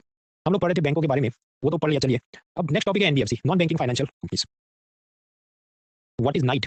आपका जो डे नहीं है वो नाइट है, मतलब जहाँ पर सूर्य नहीं होता, अंधकार होता है। यस। तो फिर what is NBFC? Non banking finance, मतलब जो बैंक नहीं है वो एनबीएफसी है। तो पहले आपको ये बताना चाहिए तो फिर बैंक क्या है? What is bank? बैंक की डेफिनेशन ये है, it is a financial intermediary, जनता से पैसा लेती है, किसी को देती है। It provides deposit and lending services to public at large. जन सामान्य को उनसे पैसा लेना, उनको लोन में देना, ये बैंक का काम है। स्पेसिफिक नहीं है कि सिर्फ हमने अपने शेयर होल्डर से पैसा लिया और एक स्पेसिफिक अपने बिजनेस के लिए यूज करेंगे, किसी और को आगे नहीं देंगे, ऐसा ये स्पेसिफिक नहीं है। तो याद रखना है बैंक क्या है, डिपॉजिट सर्विसेज देता है। इसमें आप पैसा डिपॉजिट कर सकते हैं। हाँ, इसके अलावा अगर आप एक सेफ डिपॉजिट लॉकर, स्पेशल होता है उसमें बॉक्स में अपना इंपॉर्टेंट सामान, डॉक्यूमेंट्स, ज्वेलरी, ये सब स्टोर कर सकते हैं। तो बैंकर ऐसी सेफ्टी लॉकर की फैसिलिटी भी देता है, लेकिन वो उसका प्राइमरी फंक्शन नहीं है, उसका ऑक्सिलरी आनुषंगिक या गौण काम है। मतलब अगर कोई बैंक ऐसा है कि जो आपको सेफ डिपॉजिट वॉल्ट नहीं देता, तब भी हम कहेंगे कि वो बैंक ही है, जब तक वो आपसे पैसा डिपॉजिट में ले। ये एक बात है। सेकंड, आम जनता से डिपॉजिट लेते हैं, ऐसा नहीं कि सिर्फ सिलेक्टेड शेयर होल्डर या इन्हीं से हम पैसा लेंगे, कोई भी जाके अकाउंट खोल सकता है। और ये जो डिपॉजिट्स हैं, ये आपको वापस मिलने की पूरी चांस है। वो कहता है मैं वापस करूंगा। वो टाइम डिपॉजिट हो सकती है जैसे फिक्स्ड डिपॉजिट, वो डिमांड डिपॉजिट हो सकती है जैसे करंट अकाउंट, सेविंग अकाउंट, जो हमने लास्ट वीक मॉनेटरी पॉलिसी के साथ देखा था। तो डिपॉजिट सर्विस इसका पहला काम है। आप कहते सिंपल है, क्यों पढ़ा रहे भाई? एक बार उसने एमसीक्यू पूछा, उसमें लोग सिंपल में नहीं रहे, फिर वो वकील बन गया तो उनका एमसीक्यू गलत हुआ। इसलिए मैं आपको बता रहा हूं कि ये इतने ही उसके काम है। इसके बाहर का कुछ लिखा हो कि for example it requires direct benefit transfer, सबको देना, उसका तो वो उसका प्राइमरी फंक्शन नहीं है, वो सब ऑक्सिलरी फंक्शन है, गौण काम है। नेक्स्ट, बैंकर जो है उसका प्राइमरी फंक्शन है डायरेक्ट लेंडिंग, जनता को लोन में पैसा दे। कुछ बार इनडायरेक्टली भी लोन जा सकते हैं कि बैंकर ने पीएसएल कोटे के लोन कंप्लीट नहीं किए तो बैंकर को नाबार्ड को पैसा देना पड़ा, नाबार्ड ने आगे किसी और को दिया, फिर आगे किसी और को दिया। ऐसा इनडायरेक्ट लेंडिंग भी हो सकता है, पर वो भी उसका प्राइमरी काम नहीं है। लास्टली, बैंकर बहुत सारे ऑक्सिलरी सेकेंडरी काम करता है। सेफ डिपॉजिट वॉल्ट, जहां अपने ज्वेलरी डॉक्यूमेंट रखते हैं, फॉरेन करेंसी एक्सचेंज, रुपए का डॉलर, दिरहम, दिनार, रियाल, ये सब कन्वर्ट करके दे। टैक्स पेमेंट, आपको इनकम टैक्स भरना है, जीएसटी भरना है। जीएसटी आम जनता को सीधा तो नहीं भरना, सरकार को, पर जो व्यापारी उन्हें भरना होता है। तो बैंकर के अपने पोर्टल उसमें सब विंडो होते हैं, सीधा टैक्स भर सकते हैं। म्यूचुअल फंड खरीदने, पेंशन, इंश्योरेंस स्कीम में आपको इन्वेस्ट करना है तो बैंक मैनेजर उसके भी आपको फॉर्म देकर मदद कर सकता है। ये सब करना कंपलसरी नहीं है बैंकर के लिए, ये उसकी ऑक्सिलरी सर्विस है। अब जैसे इंश्योरेंस पॉलिसी भी बैंकर बेचते हैं, इसको हम कहते हैं बांका इंश्योरेंस, फ्रेंच भाषा का ये शब्द है कि बैंकर जब इंश्योरेंस पॉलिसी बेचता है, खुद की नहीं समझो, एलआईसी की इंश्योरेंस पॉलिसी आपको बेचा और बीच में उसका कमीशन होता है। इन्वेस्टमेंट एडवाइस दे सकता है आपको। यस। अंडरराइटिंग, मतलब किसी कंपनी को आईपीओ लॉन्च करना है, जनता को शेयर्स बेचने हैं, तो उसकी पूरा फाइल पेपर वर्क, सेबी से परमिशन लेना, ये सब काम भी बैंकर देख सकता है। और उसके लिए उसने अलग से सेबी और बाकी लोगों से परमिशन लेनी होगी। एनीवेज, तो बैंक की बेसिक बात हमने देखी। अब एक तरफ है कमर्शियल बैंक, दूसरी साइड में लाइन के उस तरफ रखता हूं NBFC, non banking financial company, जैसे एलआईसी जो इंश्योरेंस कंपनी है, मन्नापुरम गोल्ड लोन जो गोल्ड लोन देती है, जनता से पैसा डिपॉजिट में नहीं लेती, गोल्ड गिरवी रखवाती है। अभी रेगुलेशन या रजिस्ट्रेशन कैसे होता है? स्टेप 1, बैंकर ने भी पहले तो समझो जैसे यस बैंक खुला तो कंपनी एक्ट में रजिस्टर होगा, फिर आरबीआई से लाइसेंस लेगा, फिर बैंक चालू करेगा, तब आरबीआई उसको रेगुलेट करेगा। उसी तरह ये ज्यादातर जो कंपनियां, मतलब मन्नापुरम गोल्ड लोन है या टाटा म्यूचुअल फंड है, तो ये कंपनी एक्ट में रजिस्टर करके कंपनी बनेंगे, फिर उनका जो भी रेगुलेटर है, इंश्योरेंस सेक्टर का, शेयर मार्केट का सेबी, उनसे वो परमिशन लेंगे, फिर वो अपना बिजनेस शुरू करेंगे। जैसे म्यूचुअल फंड तो सेबी रेगुलेट करेगा, इंश्योरेंस कंपनी आईआरडीआई रेगुलेट करेगा। आगे हम इसे और डिटेल में देखते हैं। एंट्री कैपिटल, आपको बैंक खोलना है तो कम से कम 500 करोड़ रुपए होने चाहिए, तभी आरबीआई में जाके अप्लाई कर सकते थे। कल रात हमने देखा था, तो इधर अलग है, ये नंबर याद नहीं रखना, बस इतना याद रखना है कि दे हैव सेपरेट रूल्स। अब किसी को माइक्रो फाइनेंस कंपनी खोलनी है तो वो असल में नॉन बैंकिंग फाइनेंशियल कंपनी है, तो उसके लिए कम कैपिटल चाहिए। किसी को इंश्योरेंस कंपनी खोलनी है उसके लिए ज्यादा कैपिटल चाहिए, तो अलग अलग सेक्टर के अलग अलग रूल्स रेगुलेशन हो सकते हैं। नंबर याद नहीं रखने, सफिशिएंट कि दे हैव डिफरेंट रूल्स। अब इन सब कम कैपिटल चाहिए, किसी को इंश्योरेंस कंपनी खोलनी है उसके लिए ज्यादा कैपिटल चाहिए, तो अलग अलग सेक्टर के अलग अलग रूल्स रेगुलेशन हो सकते हैं। नंबर याद नहीं रखने, सफिशिएंट कि दे हैव डिफरेंट रूल्स। अब इन सबको हम पूछिए कि तुम्हें रेगुलेट कौन करता है? बैंक को कौन रेगुलेट करता है? आरबीआई। एलआईसी को इंश्योरेंस तो आईआरडीआई, मन्नापुरम गोल्ड लोन तो उसको वापस आरबीआई रेगुलेट करेगा, टाटा म्यूचुअल फंड को सेबी रेगुलेट करेगा, डीएचएफएल हाउसिंग लोन दे रहा है तो आरबीआई रेगुलेट करेगा, बजाज फिनसर्व वो भी आरबीआई, क्योंकि डिपॉजिट लेता है तो आरबीआई उसको रेगुलेट करेगा। डरना नहीं है, अभी धीरे धीरे हम समझेंगे, फिर आपको पता चाहिए सेक्टर होते हैं और इतने रेगुलेट होते हैं। दूसरा, इनको प्रश्न पूछो कि क्या तुम लोग जनता से डिपॉजिट ले सकते हो? तो एसबीआई कहेगा हाँ भाई हम तो टाइम डिपॉजिट भी लेते हैं जैसे फिक्स्ड डिपॉजिट, हम तो डिमांड डिपॉजिट भी लेते हैं जैसे करंट अकाउंट, सेविंग अकाउंट। ये क्या है लास्ट वीक देखिए, तो फिर से मैं क्लासिफिकेशन पढ़ने नहीं बैठूंगा, वो पुरानी वीडियो देख लीजिए। ये तो दोनों जात के डिपॉजिट ले सकता है। On the other hand, LIC, mutual fund, ये लोग आपसे डिपॉजिट में पैसा नहीं लेते, वो पैसा तो लेते हैं उसको अलग बोला जाता है। म्यूचुअल फंड का यूनिट कंट्रीब्यूशन, इंश्योरेंस पॉलिसी का प्रीमियम, वो अलग चीज है, वो डिपॉजिट नहीं है, क्योंकि डिपॉजिट ऐसा है जिसमें आपको गारंटी है कि they will return you back. आप समझो टाटा म्यूचुअल फंड में आपने पैसा इन्वेस्ट किया 10 लाख, तो डिपेंड करता है शेयर बाजार ऊपर गया तो वापस भी आएगा, नीचे गया तो नहीं भी आएगा। Mutual fund subject to market risk, तो इसलिए what the money they collect we can not call it deposits. DHFL deposit नहीं लेगा क्योंकि वो तो होम लोन देने का काम करता है। बजाज फिनसर्व, हाँ ये यूनिक केस है, ये NBFC non banking financial company, लेकिन ये डिपॉजिट ले सकता है। लेकिन ऐसे भी एनबीएफसी जो डिपॉजिट लेते हैं उनको आरबीआई ने बोला केवल तुम टाइम डिपॉजिट ले सकते हो, मतलब जैसे फिक्स डिपॉजिट कि 3 साल के लिए पैसा लिया और लॉक हो गया, उसके बाद आप विड्रॉ कर सकते हैं। टाइम से पहले विड्रॉ करने गए तो पेनल्टी चढ़ेगी। ऐसे फिक्स डिपॉजिट हाँ एनबीएफसी कंपनियां ले सकती है इफ आरबीआई अलाउज देम, मन मर्जी नहीं ले सकती, आरबीआई से लाइसेंस लेके काम करना पड़ता है। प्रश्न, आपने जो डिपॉजिट लिया 100 रुपए, तो क्या उसमें से 3-4 रुपए आपने आरबीआई में सीआरआर के रूप में लॉक करने, बैंक कहेगा हाँ, मतलब सीआरआर मुझे हाँ भी लॉक तो करना पड़ता है। On the other hand NBFC कंपनियों पे ये रूल नहीं लागू होते, इंक्लूडिंग बजाज फिनसर्व की जो डिपॉजिट लेता है पर उस डिपॉजिट पे सीआरआर नहीं लगता है। नेक्स्ट क्वेश्चन, ऐसा लगता है कि नहीं ये बैंकों ने डिपॉजिट लिया उसमें से कितना 18% cash, gold, government security, liquid asset में इन्वेस्ट करना है, एसबीआई कहेगा हाँ करना पड़ेगा सीआरआर मुझे। इधर एलआईसी और म्यूचुअल फंड वाले बच गए क्योंकि वो डिपॉजिट नहीं ले रहे।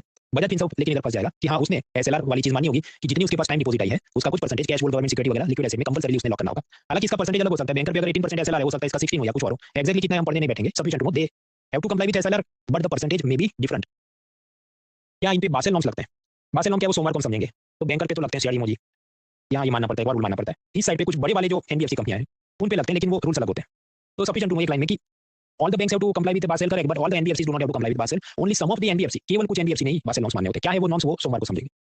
क्या आप लोग चेकबुक जारी कर सकते हैं? बैंक करके हाँ मैं जारी कर सकता हूँ। एनबीएफसी वाले चेकबुक अपने नाम की नहीं इशू कर सकते, आपके बजाज फिनसर्व ने तो डिपॉजिट दिया ना, पर भाई वो फिक्स्ड डिपॉजिट टाइप का है, तो वो चेकबुक जारी नहीं कर सकता, क्योंकि चेकबुक जारी किसका मतलब क्या कि मैं लेके जाऊंगा और मैं कहूं अभी मुझे पैसा वापस करो, तो वो तो नहीं टाइम डिपॉजिट में लॉक है ना, तो नहीं हो सकता। तो they can not issue chequebook. क्या तुम लोग क्रेडिट कार्ड इशू कर सकते हो? तो बैंकर तो इशू कर ही सकता है, एनबीएफसी कंपनी भी इशू कर सकता है। हाँ, वो समझते हैं। देखिए, जैसे ये क्रेडिट कार्ड आप देखिए, बजाज फिनसर्व ने इशू किया, मतलब वो क्या एक एनबीएफसी कंपनी है। अब उसने कैसे इशू किया होगा? तो उसने कोई पार्टनर बैंक के साथ टाइप किया होगा, आरबीएल बैंक के साथ। तो ये असल में इसको हम बोलते हैं को ब्रांडेड क्रेडिट कार्ड, क्योंकि इसमें दो ब्रांड का नाम आ गया ना, बजाज फिनसर्व और आरबीएल। आपके तीसरी ब्रांड का भी तो नाम है मास्टर कार्ड। भाई वो ब्रांड नहीं है, वो पेमेंट गेटवे कंपनी है, उसका काम है बायर सेलर को जोड़ना, बीच में ये सब पैसों का मैनेजमेंट देखना। वो क्या था, हम लोग पिलर 1A1 डिजिटल पेमेंट में सबसे पहले वीक में जुलाई महीने में कंप्लीट कर चुके हैं। हाँ, तो समझो बजाज फिनसर्व वो सीधा मास्टर कार्ड के साथ टाइप करके अपना क्रेडिट कार्ड इशू पहले नहीं कर सकता था। पहले बजाज फिनसर्व ने पार्टनर बैंक लाना पड़ेगा, फिर ये दो लोग जाएंगे, फिर इनका को ब्रांडेड कार्ड लॉन्च होता था। फिर आरबीआई ने अभी एक रिफॉर्म लिया कि बजाज फिनसर्व जो एक एनबीएफसी कंपनी है, वो भी जाके सीधा मास्टर कार्ड, वीजा, रुपए वगैरह से टाइप कर ले और बिना किसी बैंक को इन्वॉल्व किए, देखिए यहाँ बैंक का नाम नहीं है, बिना किसी बैंक को इन्वॉल्व किए सीधा अपना क्रेडिट कार्ड इशू कर सकता है। तो yes, now NBFC companies can directly issue there credit cards, that is also allowed. और उनको इच्छा हो कि को ब्रांडेड वाला लॉन्च करना है बैंकर के साथ टाइप करके, that is also allowed. Two wheeler का भी लाइसेंस ले सकते हैं, थ्री व्हीलर का भी लाइसेंस ले सकते हैं। नेक्स्ट, कस्टमर ने पैसा दिया इन सबको, तो ये कहाँ इन्वेस्ट करेंगे? तो बैंकर को आपने जो पैसा डिपॉजिट किया, वो केवल और केवल लोन में दे सकता है। आपको आरबीआई कुछ और अलाउ कर दे कि तुम गोल्ड में इन्वेस्ट कर सकते हो, गवर्नमेंट सिक्योरिटी में इन्वेस्ट कर सकते हो, क्योंकि एसएलआर कोटा है, so that much allowed. Banker आपका पैसा शेयर बाजार में इन्वेस्ट नहीं कर सकता, आरबीआई रूल्स प्रोहिबिटेड। आप कहेंगे नहीं, पर ये तो एसबीआई तो म्यूचुअल फंड का अंदर में आपका पैसा लगाऊंगा, ऐसा सब उसके मैनेजर बोलते हैं, और म्यूचुअल फंड तो शेयर बाजार में पैसा लगाते हैं। यू आर राइट, पर समझो वो ऑर्गेनाइजेशन अलग है। एसबीआई एज अ बैंक अलग चीज है, SBI as a mutual fund वो अलग चीज है, वो तो अलग कंपनियां हैं। ऑफ कोर्स एसबीआई बैंक का मैनेजर, उसको भी सामने उन लोगों ने बोला कि भाई इस ग्राहक को तुम फॉर्म भरवा देना शेयर बाजार का, but that is separate thing. Banker खुद से डिपॉजिट का पैसा शेयर बाजार में नहीं इन्वेस्ट कर सकता, आरबीआई रूल्स प्रोहिबिट। क्यों? क्योंकि शेयर बाजार ऊपर नीचे डाउन चला गया तो सब लॉस में चला जाएगा, तो फिर एटलीस्ट लोन वाली चीज ऐसी है कि कुछ रिकवरी हो सकती है। वो हम लोग नेक्स्ट वीक पिलर 1 से शेयर बाजार समझेंगे, तब आपको क्लियर होगा। On the other hand NBFC company का क्या हिसाब है? वो तो क्लाइंट का पैसा चाहे तो शेयर बाजार में भी लगा सकते हैं, जैसे एसबीआई म्यूचुअल फंड वो अलग कंपनी है, वो क्लाइंट का पैसा शेयर बाजार में इन्वेस्ट करते हैं। लोन इंटरेस्ट क्या हो सकते हैं? बैंकर का लोन इंटरेस्ट रेट तो उसका तो MCLR formula, external benchmark formula, वो सब हम लास्ट वीक पढ़ चुके हैं। एनबीएफसी के लोन इंटरेस्ट रेट कैसे होता है डिपेंड करता है। अब जैसे मन्नापुरम गोल्ड लोन है, तो वो कई 12% ब्याज पे दूंगा, आप गोल्ड डिपॉजिट करो, लेकिन उसमें भी वो 1 वीक के बाद पूरा चेक करके आपका लोन पास करेगा। आप कहने मुझे अभी 1 घंटे में लोन चाहिए, ये गोल्ड तुम ले लो, तो आपको इमरजेंसी में आके मैं दे दूंगा और मैं 24% इंटरेस्ट चार्ज करूंगा। तो ये तो सब रेपो के साथ लिंक नहीं है, वो अलग ही दिशा में उसका चलता है। तो that is an NBFC. Loan recovery, आपने होम लोन लिया, वापस नहीं किया, तो क्या ये लोग आपका कुछ उखाड़ सकते हैं? The answer is yes. एक कानून है सरफाइसी एक्ट, जिसको हम समझेंगे परसों संडे, उसमें लोन रिकवरी पावर्स हैं कि बिना कोई कोर्ट की परमिशन लिए सीधा बैंकर आपकी वो प्रॉपर्टी जो है उसको अटैच कर सकता है, उसकी नीलामी ऑक्शनिंग कर सकता है। क्या एनबीएफसी के पास ऐसे पावर है? एनबीएफसी का तो अलग हिसाब है ना, एलआईसी ने आपसे पैसा लिया और उसने शेयर मार्केट में इन्वेस्ट किया और शेयर बाजार गिर गया, तो इसमें कोई कानून से पैसा रिकवरी नहीं है, हो गया। तो सभी एनबीएफसी के पास ऐसा कोई सरफाइसी का कानून है नहीं। हालांकि डीएचएफएल जो कि होम लोन देती है, होम लोन दिया तो मतलब घर गिरवे रखा होगा, तो उनको ऐसे सरफाइसी एक्ट के पावर हो सकते हैं कि बिना कोर्ट की परमिशन लिए वो आपका मकान अटैच कर सकते हैं, ऑक्शनिंग कर सकते हैं। This will become more clear to you on Sunday जब हम सरफाइसी एक्ट पढ़ेंगे। तो नॉर्मल हमने चीजें देखी। फिर संस्थाएं हैं, आईएलएफएस, ये बहुत बड़ी एनबीएफसी, समझो 50,000 करोड़ का इसका सब काम चलता है। तो ये सबको कहा जाता है शैडो बैंक्स। ये क्या है, वहां तक भी हम पहुंचेंगे, प्रोबेबली मंडे तक वहां हम पहुंचेंगे, अभी उसमें नहीं जा रहे। तो ये शैडो बैंक्स भी कुछ इसमें होते हैं, तो बैंक नहीं है, समझो वो सब क्या एनबीएफसी है, वो मंडे को वहां तक पहुंचेंगे। अब ये जितने सब एनबीएफसी है, we have to classify them. Classify कैसे करेंगे? बहुत आसान, इनको पूछो भाई तुम्हारा रेगुलेटर कौन है, तुम्हारा रेगुलेटर कौन है? कुछ कहें हमें तो आरबीआई रेगुलेट करता है, कुछ कहें हमें सेबी रेगुलेट करता है, उसी तरह अलग रेगुलेटर हो सकते हैं। तो first of all latest look at ऐसी एनबीएफसी कंपनी जिनको आरबीआई रेगुलेट करता है, उसमें सबसे पहले आता है प्राइमरी डीलर्स। आपको पैसा चाहिए यानी कि फाइनेंस चाहिए, तो फाइनेंशियल मार्केट में जाएंगे। 1 साल से कम के लिए पैसा चाहिए तो आप जाएंगे मनी मार्केट में, उसमें treasury bill, cash management bill, promissory notes, बहुत कुछ इशू होता है। वो मामला क्या पिलर 1 सी में गुरुवार को समझते हैं, थर्सडे। आपको 1 साल या उससे ज्यादा के लिए लोन चाहिए, आप जाएंगे कैपिटल मार्केट में, उधर अपने शेयर्स, बॉन्ड्स, डिबेंचर ये सब इशू करते हैं, वो भी हम थर्सडे गुरुवार को देखेंगे। अब समझो ये जो अलग अलग जात के इंस्ट्रूमेंट्स हैं, जब फर्स्ट टाइम इशू हुए तो उसे हम क्या कहते हैं? Primary market. कि आपने ब्रांड न्यू ये कार खरीदी, फिर आगे चल के आपकी इच्छा हो जाएगी अब ये कार कमाई हो गई, मुझे दूसरा मॉडल चेंज करना है, अब उसको रीसेल करते हैं, उसे हम क्या कहते हैं? Secondary market. तो ऐसा मनी मार्केट, कैपिटल मार्केट, उसके नीचे प्राइमरी और सेकेंडरी मार्केट भी हो सकते हैं कि जहां आपने जो इन्वेस्ट किया वही माल आप रीसेल करते हैं किसी और को। तो प्राइमरी मार्केट में फ्रेश सिक्योरिटी इशू होती है। तो प्राइमरी डीलर्स क्या है? प्राइमरी मार्केट में खेलने वाले लोग हैं। जब आरबीआई पहली बार government security treasury bill issue करती है, तो उसको मैं भी खरीद सकता हूं, आप भी खरीद सकते हैं, रिटेल इन्वेस्टर खरीद सकते हैं, mutual fund, insurance company, LIC सब लोग खरीद सकते हैं। लेकिन कुछ खास किस्म के लोग कि हमारा ये थोक में खरीदने का काम है, तो वो अलग से लोन उसका लाइसेंस लेते हैं, जिसको हम कहते हैं प्राइमरी डीलर्स। प्राइमरी डीलर्स उनका काम क्या है? आरबीआई से प्राइमरी मार्केट में वो माल खरीदते हैं और फिर सेकेंडरी मार्केट में वो उसको बेच के प्रॉफिट भी कमा सकते हैं। कैसे? वो आपको पता होना चाहिए। ओपन मार्केट ऑपरेशन में हमने पढ़ा था, बॉन्ड डील जब होता है वो फेवरेबल हो जाए तो वो बेचते हैं, खरीदते हैं। ये लोग ओपन मार्केट ऑपरेशन में भी पार्टिसिपेट करते हैं, आरबीआई से लाइसेंस भी लेते हैं। उदाहरण ये गोल्डमैन सैक्स, जेपी मॉर्गन चेज, ये सब, even SBI, bank of Baroda, इन लोगों ने भी इसका अलग से लाइसेंस लिया है, क्योंकि प्राइमरी डीलर का थोड़े फंक्शन और रिस्पांसिबिलिटी अलग होती है, तो आपको अलग लाइसेंस लेना पड़ता है। किसे? आरबीआई से। अब समझिए आरबीआई के जो रेपो लोन है, लास्ट वीक हमने देखे थे, तो क्लाइंट्स गवर्नमेंट सिक्योरिटी गिरवी रख के लोन में लेता है पैसा, तो बैंकर्स भी रेपो लोन ले सकते हैं और एनबीएफसी वाले भी ले सकते हैं। फॉर एग्जांपल ये जो गोल्डमैन सैक्स, मॉर्गन स्टैनली, ये सब प्राइमरी डीलर का लाइसेंस लेके बैठे हैं, तो उनको जब जरूरत हो तो वो ये वाला खेल भी कर लेते हैं कि अभी टेंपरेरी आप इसके सामने नया लोन दे दो, तीसरा काम करने में। तो yes, these are NBFC companies and they can also take loans from RBI under the repo window. Repo loan के लिए ये लोग भी एलिजिबल है। तो yes, primary dealers repo loan ले सकते हैं। रेपो लोन मतलब वो लिक्विडिटी एडजस्टमेंट फैसिलिटी विंडो का पार्ट है। अब ये तो मैं सालों से पढ़ा ही रहा था, लेकिन यूपीएससी क्वेश्चन पूछा तो कुछ लोग वकील बन गए कि नहीं ऐसा नहीं होता है। तो फिर क्या आपका टाइम वेस्ट होता है? मतलब टीचर का कि वो 3 जगह से स्क्रीनशॉट लेके आए, देखो ये तो है वगैरह वगैरह, तो फिर मुझे निकालना पड़ा, देखो ये लिखा इधर, सो दे आर एलिजिबल। फिर यूपीएससी प्रश्न, मतलब जब पूछा यूपीएससी ने 1-2 साल की बात है कि क्या एनबीएफसी वाले लिक्विडिटी एडजस्टमेंट फैसिलिटी और रेपो लोन ले सकते हैं? मेरा तो कहना है हाँ ले सकते हैं। कुछ लोग चिंगम खींच रहे थे कि नहीं ले सकते। हालांकि जब ऑफिशियल आंसर किया तो सत्य की जीत हुई और मेरी भी जीत हुई, क्योंकि एनबीएफसी वाले ले सकते हैं। मैंने अभी आपको बताया कि प्राइमरी डीलर का ये उसको एक आरबीआई की तरफ से फैसिलिटी दी जाती है। मतलब जो क्वेश्चन पूछा गया वो तो लंबा था और वो ऐसा है कि उसके लिए आपको शेयर बाजार की भी समझ होनी चाहिए, जो गुरुवार को हम लेंगे। तो क्वेश्चन अभी हम लोग सॉल्व नहीं कर रहे, लेकिन इसमें आप केवल फर्स्ट स्टेटमेंट पढ़ो, लेट मी ज़ूम इन ताकि आपको सुविधा है। पूरा क्वेश्चन हम सॉल्व नहीं कर रहे, आप केवल फर्स्ट स्टेटमेंट पढ़ो 2024 का।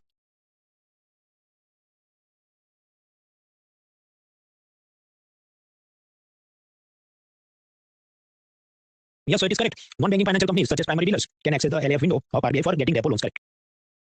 पहले हर क्वेश्चन में इतना सब डिबेट और झगड़े नहीं होते थे। अभी क्या है कि चैट जीपीटी आ गया है, तो कोई भी मुंह उठा के उसको प्रश्न पूछता है। अब चैट जीपीटी का इंडिया के डेटा पे ट्रेनिंग तो हुआ नहीं है, उसने ये भारतीय पाठक और ऐसे जो भी उसके बड़े नामी लोग हैं जिनकी किताबें और उसमें से ये सब फाइनेंशियल मार्केट के सवाल यूपीएससी उठाती है, चैट जीपीटी ने उस पर ट्रेनिंग नहीं ली है, तो वो तो ये कह रहा है no it is not possible, it is not given, ये वो आपके आरबीआई की वेबसाइट पे होगा। अपन चैट जीपीटी ने जितना डेटा माइनिंग किया, तो आरबीआई के समझो 10 साल पुराने वो गैजेट फाइल और पीडीएफ फाइल का वो स्कैन और पीडीएफ को टेस्ट करके थोड़ी रिसर्च करेगा। तो इसलिए एआई के भरोसे मत रहो कि उसने ये जवाब दिया इसलिए यही जवाब होगा। अपना एल्गोरिथम अलग होना चाहिए। कोई भी सवाल लेकर सबसे पहले चेक करना है एनसीईआरटी पूछा है, तो वो जो बोले वो सही है। फिर नहीं मिले भारत सरकार की India yearbook, economic survey, budget document, फिर नहीं मिले तो ये मतलब मैं इकोनॉमी की बात कर रहा हूँ, बाकी सब्जेक्ट की बुक लिस्ट अलग होती है। फिर नहीं मिले तो द हिंदू, इंडियन एक्सप्रेस, फिर भी नहीं मिले तो कुछ बड़ी जो रेप्यूटेड वेबसाइट्स हो इकोनॉमी से जुड़ी, उसे चेक किया जाए। डायरेक्टली चैट जीपीटी को पूछ के आंसर की नहीं बना सकते। फिर आपको ये सब नहीं करना, वो जो करना था मैं कर चुका हूँ और वही हम सब पढ़ रहे हैं इधर। तो we are looking at NBFC companies, थोड़ी और कंपनी पढ़ते हैं फिर देख लेते हैं। कुछ ऐसी एनबीएफसी है जो आरबीआई रेगुलेट करता है। Asset finance company, loan companies, investment companies, ऐसी 3 कैटेगरी थी। फिर आरबीआई ने बोला आपसे तुम सिंगल कैटेगरी में हो, इन्वेस्टमेंट एंड क्रेडिट कंपनी। ये सब का काम क्या है कि समझो वो बैंकों से लोन लेंगे, मार्केट में बॉन्ड इशू करेंगे और फिर किसानों को ट्रैक्टर लोन, किसी को रिक्शा खरीदना है उसका लोन, ये सब देने का इनका काम रहता है। तो एक लाइन में याद रखना है, बहुत ज्यादा इसमें लोड नहीं लेना है, एग्जैक्टली वो क्या करते हैं। उसी तरह core investment company, infrastructure finance company, infrastructure debt fund, ये सब क्या करेंगे, बड़े बड़े इंफ्रास्ट्रक्चर, हाईवे, एयरपोर्ट, इसके लिए वो पैसा मोबिलाइज करके इन्वेस्टमेंट करेंगे। आरबीआई को रेगुलेट करता है, सबके एग्जांपल और सब लोड नहीं लेना है। ये RBI regulate them, that is enough. फिर एसेट रिकंस्ट्रक्शन कंपनी, वो क्या है वो हम समझेंगे संडे। बेसिकली कोई बैंकर ने विजय माल्या को लोन दिया था, माल्या ने लोन नहीं चुका, उसका एरोप्लेन बैंक ने जब्त कर लिया। अब एरोप्लेन को बेचना चाहता है, कोई मिल नहीं रहा है, तो फिर माल्या का वो aeroplane banker asset reconstruction company को बेचेगी और ये एआरसी वाला किसी और को, सिंगापुर के कोई एयरलाइन को बेचेगा, कबाड़ी बेचेगा, ऐसा उसका काम होता है। That we will study on Sunday. तो इसको आरबीआई रेगुलेट करता है। देन फैक्टरिंग कंपनी, जो शॉर्ट टर्म में लोन देता है अनपेड इनवॉइसेस के सामने, उसका लोन अभी नहीं लेना है। पिलर 1 सी में गुरुवार को सुकून से समझेंगे कि फैक्टरिंग कंपनी क्या है, लेकिन उसे भी आरबीआई रेगुलेट करता है। गोल्ड लोन कंपनी आप समझते हैं, तो उसे आरबीआई रेगुलेट करता है। माइक्रो फाइनेंस, उसे भी आरबीआई रेगुलेट करता है। माइक्रो फाइनेंस समझते हैं। देखिए माइक्रो फाइनेंस मतलब क्या, छोटा छोटा लोन देना है। तो अदानी अम्बानी को तो लोन देना नहीं है, गरीबों को लोन देना है। गरीब कौन है, तो ऐसा हाउस होल्ड जो गांव में 1.25 लाख से नहीं कमा रहा, शहर में 2 लाख से ज्यादा नहीं कमा रहा है, और इनको भी छोटे छोटे 10,000, 20,000, 50,000 के लोन देने हैं। So that is micro finance. और ऐसी इंस्टीट्यूट्स को कौन रेगुलेट करता है, आरबीआई। आरबीआई रेगुलेट करता है, लेकिन कुछ कुछ थोड़े थोड़े rules regulation corporate affairs ministry भी बनाती है। ऐसे माइक्रो फाइनेंस वाले जैसे बंधन, दिशा वगैरह, वो 1.25 लाख रुपीस तक के लोन देते हैं, छोटे छोटे, उससे ज्यादा बड़े लोन वो नहीं देते, इसलिए उनको माइक्रो फाइनेंस बोला गया। बंधन माइक्रो फाइनेंस है, फिर उसने अलग से कमर्शियल बैंक का भी लाइसेंस लिया। ऐसा दिशा भी माइक्रो फाइनेंस कंपनी थी अहमदाबाद में, फिर उसने स्मॉल फाइनेंस बैंक का भी अलग से लाइसेंस लिया। मेरी जनरल नॉलेज याद नहीं रखना, मैं इसलिए बता रहा हूं क्योंकि कुछ लोग कहते हैं इनका तो तुमने कल नाम लिया था बैंक में और आज बोले माइक्रो फाइनेंस है, तो इज नॉट कंप्लीटिंग भाई, अलग अलग उसकी सब यूनिट्स होते हैं। अब ये जो माइक्रो फाइनेंस वाले, इसके बारे में एक बार यूपीएससी ने प्रश्न पूछा और मुझे पक्का नहीं पता था, लेकिन फिर उन्होंने पूछा तो मैंने भी जान लिया, तो मैं आपको बता रहा हूँ। लोन वो देता है इतना तो मुझे भी पता था, तो सबको पता है कि माइक्रो फाइनेंस वाला लोन देता है। इसके अलावा ये माइक्रो सेविंग और माइक्रो इंश्योरेंस भी कराता है। ये मुझे नहीं पता था, क्योंकि एमसीक्यू में पूछा था, आपको स्वाभाविक बुक में चेक करना पड़ेगा कि भाई लिखा है कि नहीं, वरना तुक्के से टिक करके गलत हो जाए। तो it was not given in routine books, पर एडवांस लेवल की बुक्स में मुझे चेक करना पड़ा, एंड आंसर वाज यस। तीनों काम ये करता है। माइक्रो लोन देता है, करेक्ट। उसके लिए पैसा कहां से लाते हैं, नाबार्ड से लोन में पैसा लाया होगा। माइक्रो सेविंग मतलब हर गांव में बैंक ब्रांच नहीं है, तो माइक्रो फाइनेंस मान लो ये दिशा का एजेंट जो है वो जाएगा इसके गरीब आदमी के 100 रुपए लेगा और एसबीआई में डिपॉजिट करेगा, बीच में इसका कमीशन होगा, तो माइक्रो सेविंग भी ये कराता है। माइक्रो इंश्योरेंस मतलब एलआईसी की लाखों करोड़ की पॉलिसी नहीं, 10,000 की 50,000 की पॉलिसी भी माइक्रो फाइनेंस कंपनियों के एजेंट बेचते हैं। तो तीनों काम ये करते हैं, ऐसा एमसीक्यू में याद रखना है। और समझो सेविंग और इंश्योरेंस खुद नहीं करे, तो एजेंट के रूप में दूसरे का बेच रहे हैं प्रोडक्ट।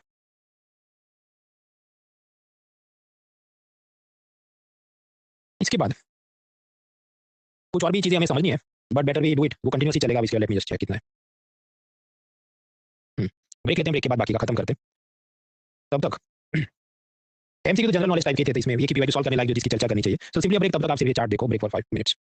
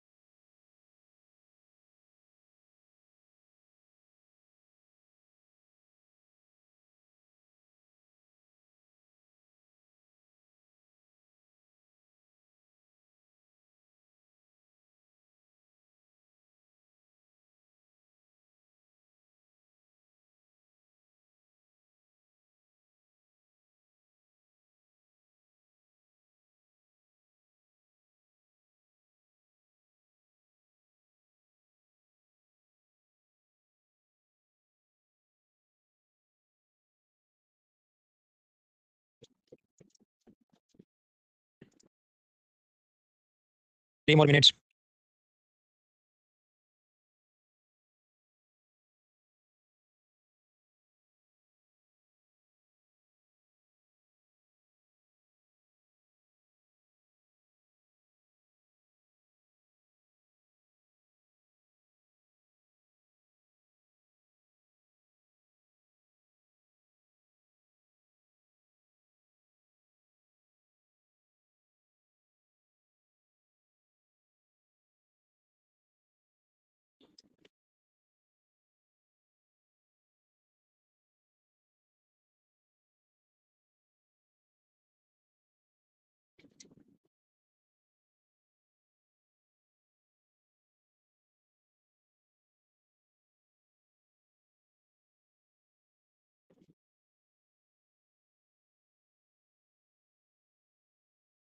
1 more minute.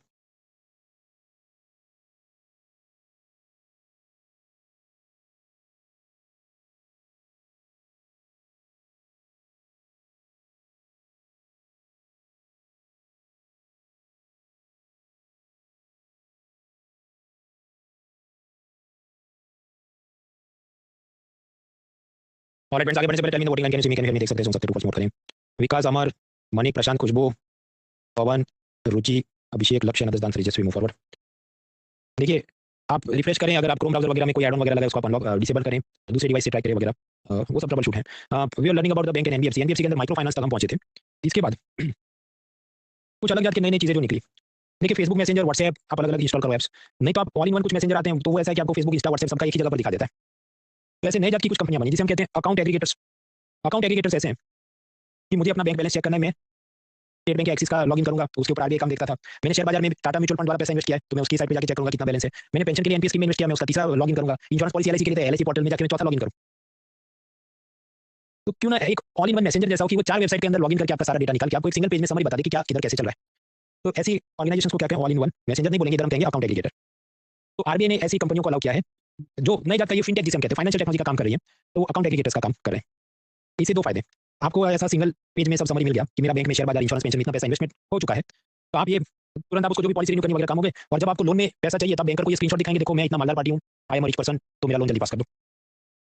दूसरे ऐसी फिनटेक कंपनियां लोन एग्रीगेटर्स, एक तो आप जाके एक्सिस की वेबसाइट पे चेक करो उसका क्या लोन इंटरेस्ट है, फिर जाके एसबीआई का चेक करो। तो ऐसा 25 वेबसाइट को आपको चेक नहीं करना है। लोन अड्डा, मनी टैप, ऐसी सब वेबसाइट क्या करती हैं, आपको सारे ऐसे बैंक एनबीएफसी के लोन उसका एक जगह समरी या शीट बना के दे देते हैं। तो ये लोन एग्रीगेटर कंपनियां आरबीआई को रेगुलेट करता है। ओएलएक्स का क्या है, आपको पुराना कार बेचना है या पुराना कुछ भी कंप्यूटर सामान बेचना है, तो सामने दूसरे के साथ आपको मिला देता है। तो उसी तरह पीयर टू पीयर लैंडिंग, मतलब एक तरफ आदमी जो कि मुझे किसी को लोन में पैसा देना है, दूसरी तरफ आदमी के मुझे लोन में पैसा चाहिए, आपके तो बैंक में दे देते ना, काम हो जाता। हाँ, लेकिन ये कहने हमें सीधा एक दूसरे के साथ टाइप कर लेना है, बीच में बैंक वाली पूरी सिस्टम नहीं लानी है। तो पीयर टू पीयर लैंडिंग पी2पी कंपनियां होती है, जैसे फेयर सेंड और कैश कुमार और ऐसी सब है। तो ये ऐसा है कि सीधा क्लाइंट का पैसा किसी को लोन में देते हैं। तो ये भी फिनटेक कंपनी हुई नई जात की, आरबीआई इसको रेगुलेट करता है। अब ऐसी एक peer to peer lending company CRED. तो क्रेड का क्या कहना है कि देखो तुम अगर बैंक में एसबीआई में पैसा डिपॉजिट करते तो वो तुमको 6 टका ब्याज देता, जबकि एसबीआई खुद तो लोन में पैसा देगा 12%, आपको बहुत कम वहाँ पर प्रॉफिट है। इसलिए आप क्रेड मिंट नाम का ऐप इंस्टॉल करो और आप मुझे अपना ये पैसा दे दो, मैं उसको लोन में दूंगा, तो मैं आपको 9% ब्याज दूंगा, क्योंकि मैं तो बैंक चला नहीं रहा, मेरा तो सब ऑनलाइन ऐप टाइप का मैंने तो बना के रखा है, मेरा इतना स्टाफ नहीं है, मार्केटिंग का इतना खर्च नहीं है वगैरह वगैरह। So this is peer to peer lending. अब खैर आप समझो क्रेड मिंट वो कुछ स्टार्टअप टाइप का है, तो स्वाभाविक है उसका मार्केटिंग के लिए ज्यादा पैसा अभी तो खर्च करेगा, तो बार बार इसके सब पीआर आर्टिकल न्यूज में ये वो चलते रहता है, तो लोड नहीं लेना, एक लाइन में समझना था समझ लिया, बाकी उसका एग्जैक्ट बिजनेस मॉडल क्या है वो सब में हम टाइम वेस्ट नहीं करेंगे। स्टार्टअप का बिजनेस मॉडल क्या होता है, कैशबैक डिस्काउंट देके बहुत सारे लोगों का अकाउंट खोलो और फिर इन्वेस्टर को बताओ हमारे इतने अकाउंट होल्डर्स हैं, फिर इन्वेस्टर और पैसा दे, फिर अल्टीमेटली आईपीओ लेके आओ, वो उसका गेम होता है। उसके बारे में पिलर 4 में हम लोग आराम से समझेंगे मेंस वाले लेक्चर्स में अबाउट द स्टार्टअप बबल। खैर ऑनलाइन आपको लोन चाहिए तो बैंक वाले भी दे रहे हैं, आरबीआई उसको रेगुलेट करता है।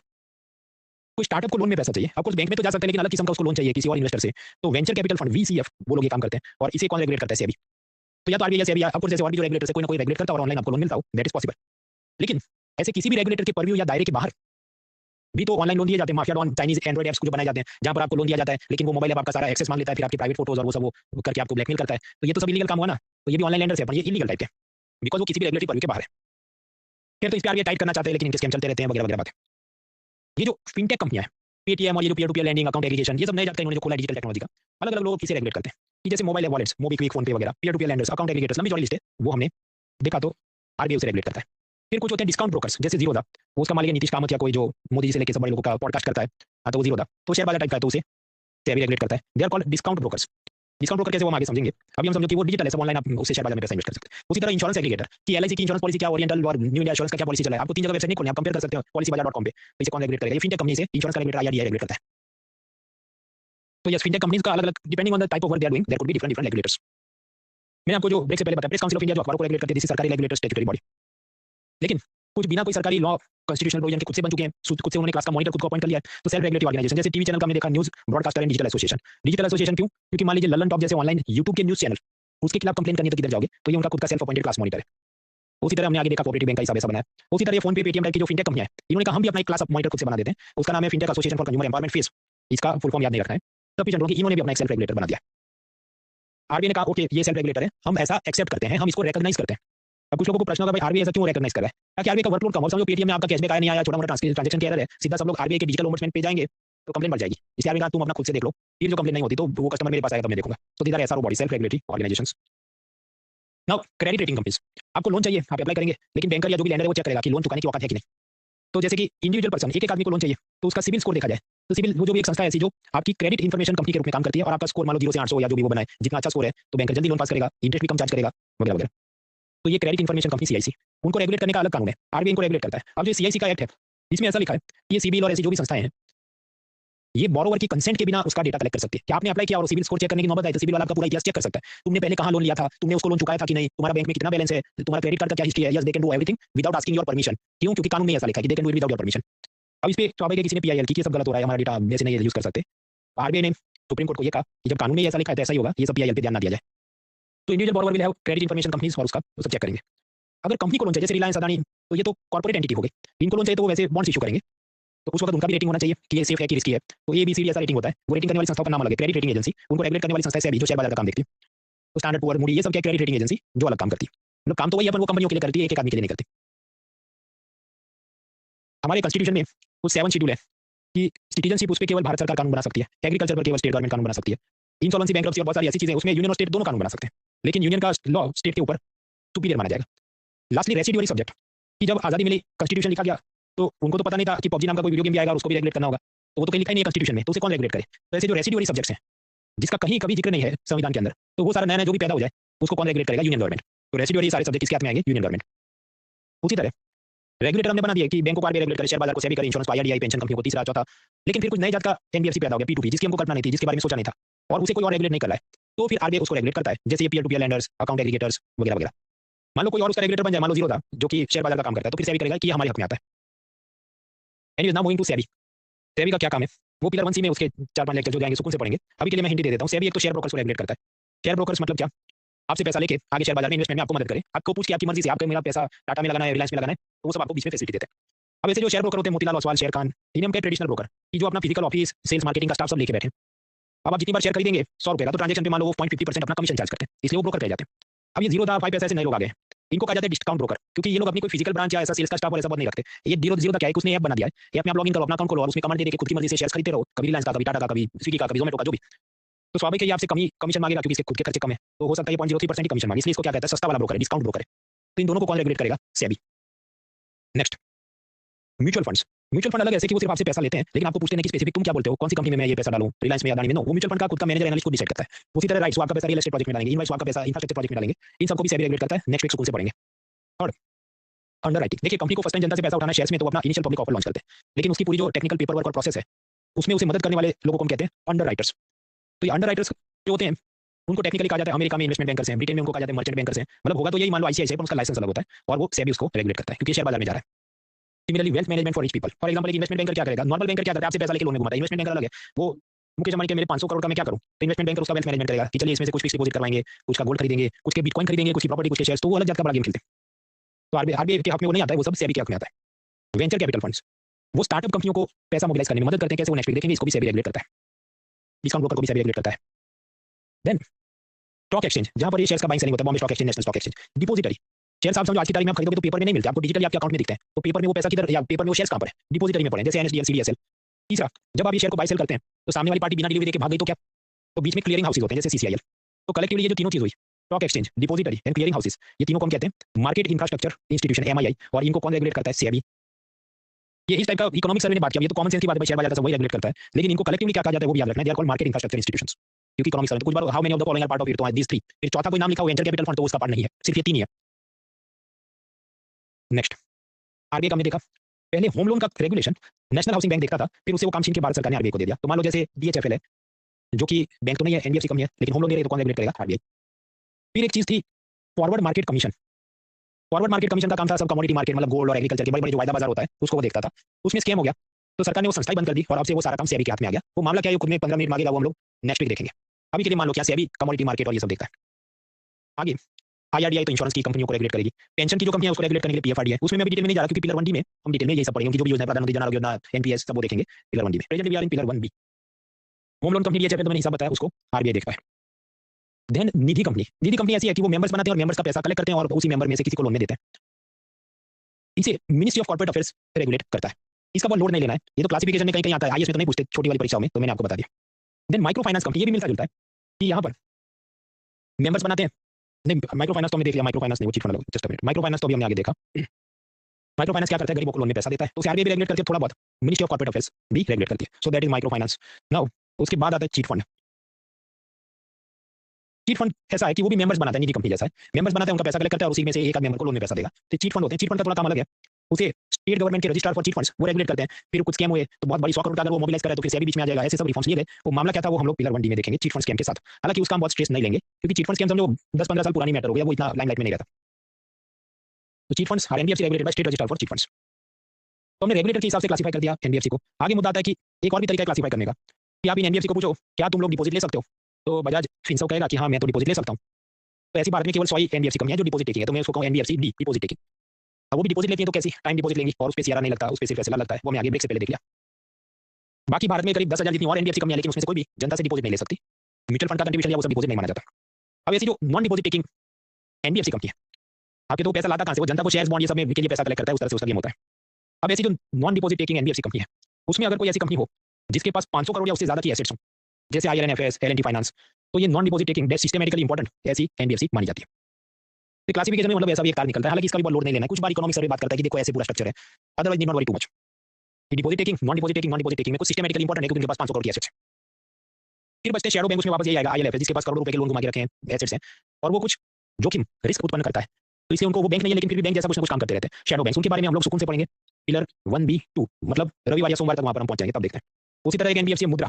मुद्रा का काम क्या है, माइक्रो एंटरप्राइजेस एकदम सूक्ष्म उद्योगों को लोन में पैसा दिलवाने में मदद करना। मुद्रा को भी अभी नहीं पढ़ेंगे, वो सब फाइनेंशियल इंक्लूजन की बातें पिलर 1D में आएंगी तब हम उसको देखेंगे। अब कुछ लोग के भाई हम तो चक्रम हो रहा है, तुम कभी बोलते 1B2 कभी 1D, ये सब क्या है, उसकी आप चिंता मत करो, एक महीना पढ़ोगे तो वो सब उतर ही जाएगा। मैं अभी इसलिए बोल रहा हूं, वरना कुछ लोग गूगल फॉर्म में तलवार लेके कूद पड़ते हैं कि तुमने ये नहीं पढ़ा, तुमने वो नहीं पढ़ा, तो इसलिए मैं पहले बताना मुझे जरूरी होता है, वरना फिर वो क्या गूगल फॉर्म में बोले मुझे उसको बोलना please wait till we reach pillar 1D। ऐसा 10 लोग को मैंने कुछ अच्छा एक बार इधर मैं बोल दूं कि भाई ऐसा था कि फिर भी 2-3 लोग तो पूछेंगे लेकिन 10 लोग नहीं पूछेंगे, that will save my time and trouble. Anyways, now the last two topics actually, Islamic banking and then indigenous money lenders वगैरह। बैंक है एनबीएफसी है, इस्लामिक बैंक अलग है और भारत में उसको अलाउ नहीं है। पहले हम समझते हैं कि इस्लामिक बैंकिंग है क्या। मित्रों, जो इस्लाम और शरिया कानून है उनका, उसमें ये सब लिखा है कि एक मुसलमान ने स्पेकुलेटिव ट्रेडिंग मतलब शेयर बाजार, सट्टा बाजार ये सब नहीं करना चाहिए, गैम्बलिंग नहीं करना चाहिए, अल्कोहल, सुअर का मांस, पोर्क, ये सब चीजों में ना इसको यूज करना चाहिए, ना इसके कोई कंपनी में पैसा इन्वेस्ट करना चाहिए।